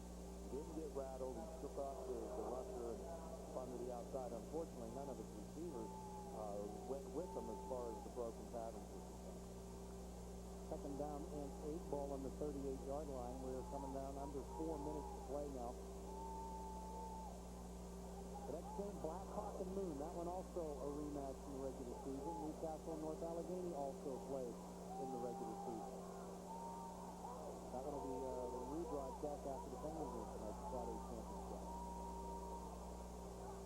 Both teams with 2 timeouts remaining as the clock becomes effective. Marceller wants to throw, has time, fires deep downfield. The ball is caught by Sutton. Touchdown, Washington. Michael Sutton makes the grab. He got behind everybody. Marceller rolled, bought himself some time until he saw him open and connects with a pass. Scott Booker was the man he beat for the score, and it gets a little bit more interesting now at 23-12. It sure does. That was an excellent play. Nice catch, good throw. And I'm looking for my chart, and I don't think I'm going to worry about it. Well, let's see. Let's try to figure it out without the chart. You're down by 11. If you get 2, you're down 9. If you get 1, you're down 10. I don't think it really matters here. You're going to be down a touchdown and a field goal either way. It says here 6. But obviously they're not going to listen to me. Okay. Now they're going to go for the 2. Thomas comes up this route. There you go. We don't have any time. You know what happened when Thomas took that ball up to throw and almost the brother started rolling down his arm toward the tip of his elbow. He never really got a good grip on it to toss. He wanted to go back to the quarterback, Marcel. So he'll try a little bit of a trick, but it doesn't happen. 2-play drive, 40 yards, and a touchdown took exactly 60 seconds. Gets him back in the ball game. It's 23-12. The lead is 11, but there's only 3 minutes and 41 seconds to play. Well, here's the play right here, and we'll see what happens. Now watch the ball as he puts it up to throw. Looks like it starts to roll down his arm there and tucks it back in. Nice defensive play anyway. He is not fooled at all. And we've seen Rich Greer back there all day. This kid really got a nose for the ball. He does. He's really an outstanding player. 4 grabs for 84 yards and a touchdown. Nice numbers from Michael Sutton here in the championship game of AA at Three River Stadium. Well, obviously they're going to have to do something onside kick here and try to get the ball back. I'm sure that Coach Walker's going to have his handy team on the field. I'd be very surprised if he took any more than 2 people back to receive this with everybody up front with the team. Oh, it's on most days, hands team for them. Can be anybody in the team. They all got great hands, but today that's not withstanding. Steve Sizer and is that Adam Frederick or the other 2 guys back deep? No, Steve Sizer and Adam Frederick are back deep, and they're going to put everybody else up anticipating this onside kick. There it is. Takes a high bounce, and it's taken by Jarius AC at the 46-yard line. Exactly, you got the bounce you wanted. Right up in the air, but right to him. Absolutely. So now Shady Side Academy just needs to pick up a first down or 2 and run out the clock. Only 2 timeouts remaining for Washington. I'm sure when things settle down and Guy Montecalvo and his staff look back at this game, they're going to wish they had taken advantage of a few of those opportunities they had early on, Sam, and who knows how different this thing could have been. Oh, the missed opportunity was just gigantic. At one time, there was 5 turnovers to 1, and not putting any points on the board with that kind of a ratio just really hurt. You joined our play. Shady Side Academy turned the ball over 6 times in the first half, including their first 4 possessions. Yet still went to the locker room with a 9-6 lead. Take nothing away from them. They can throw the ball around like that, yet still win the football game. I'm surprised they're going to the short side of the field like that because they're very close to that sideline. And it didn't stop the clock, but it very, very well could have stopped the clock. Now, we don't think that's what they want to do. Art Walker won 5 WPIAL titles at Mount Lebanon, looking for his first at Shady Side Academy. He also took Mount Lebanon to 3 title games in which he lost, 67 and 73, both to Newcastle and the North Hills, of North Hills team in 87. So this is Art's 10th trip to the championship game. Many coaches go through an entire career and never even come close to getting here. And then there's somebody like Coach Walker. So it speaks for him as well as the community. I mean, he knows how to do it. The people that know why they're doing something always have the opportunity of the people that know how. He's done it so many times. He knows why everything that's on the field. He knows what's happening. He's a good guy. He told me last year on the phone that, because he had so many juniors, he had originally gone to Shady Side, figuring to be there 3 years or so, but that team was so good, he wanted to hang with them until they, got through their last year. And we won't say for sure, but I got a feeling that this is going to be his last year there. Well, you develop a relationship and a bond with your players. It's hard to just step away from them and just leave them hanging like that. And unfortunately, he's in a time in his career where he has some other goals in his life also. Tim Carl getting up slowly for Washington after that last play, stopping the clock at 2 minutes and 14 seconds as the training staff is out on the field for Washington. And as far as Guy Montecalvo, 19 years at Washington, he played at Penn State, Jam, and the head coach of Washington, as a defensive back under Joe Paterno, and ripped up his knee as a sophomore and had to undergo 4 operations on that knee. And he told Paterno that he wanted to come back even if it was just to play on the kickoff team. He said, if my own son had a knee like that, I wouldn't let him play. How about you help me coach the defensive back? So he helped him for a little bit, became a grad assistant at Penn State, never had any interest in getting into coaching, liked it, came back home to his alma mater at Washington, never left. Hey, that happens a lot. I know that's exactly what happened to me. I tore out my knee at Wichita State in my sophomore year and had to before my goals in my life. I wanted to go to the professional level. I think every athlete wants to do that. And once your career is over, just redirect it into the teaching and coaching aspect and live your life through the high school players that you coach. All right, coming up next, our AAA championship game. Stan Cavern, Neil Gordon, and Don Yanessa will join us in the booth. Actually, they'll take over. We're done. Moon and Blackhawk, a Parkway Conference battle between 2 teams that played each other early in the year. That's the 5th time, the 7th time in the last 5 years that those 2 teams have played against each other. Tim Carl goes to the sidelines. Doesn't appear to be hurt too seriously. We're down under 2 minutes now, and Frederick taking every second he possibly can before snapping the football.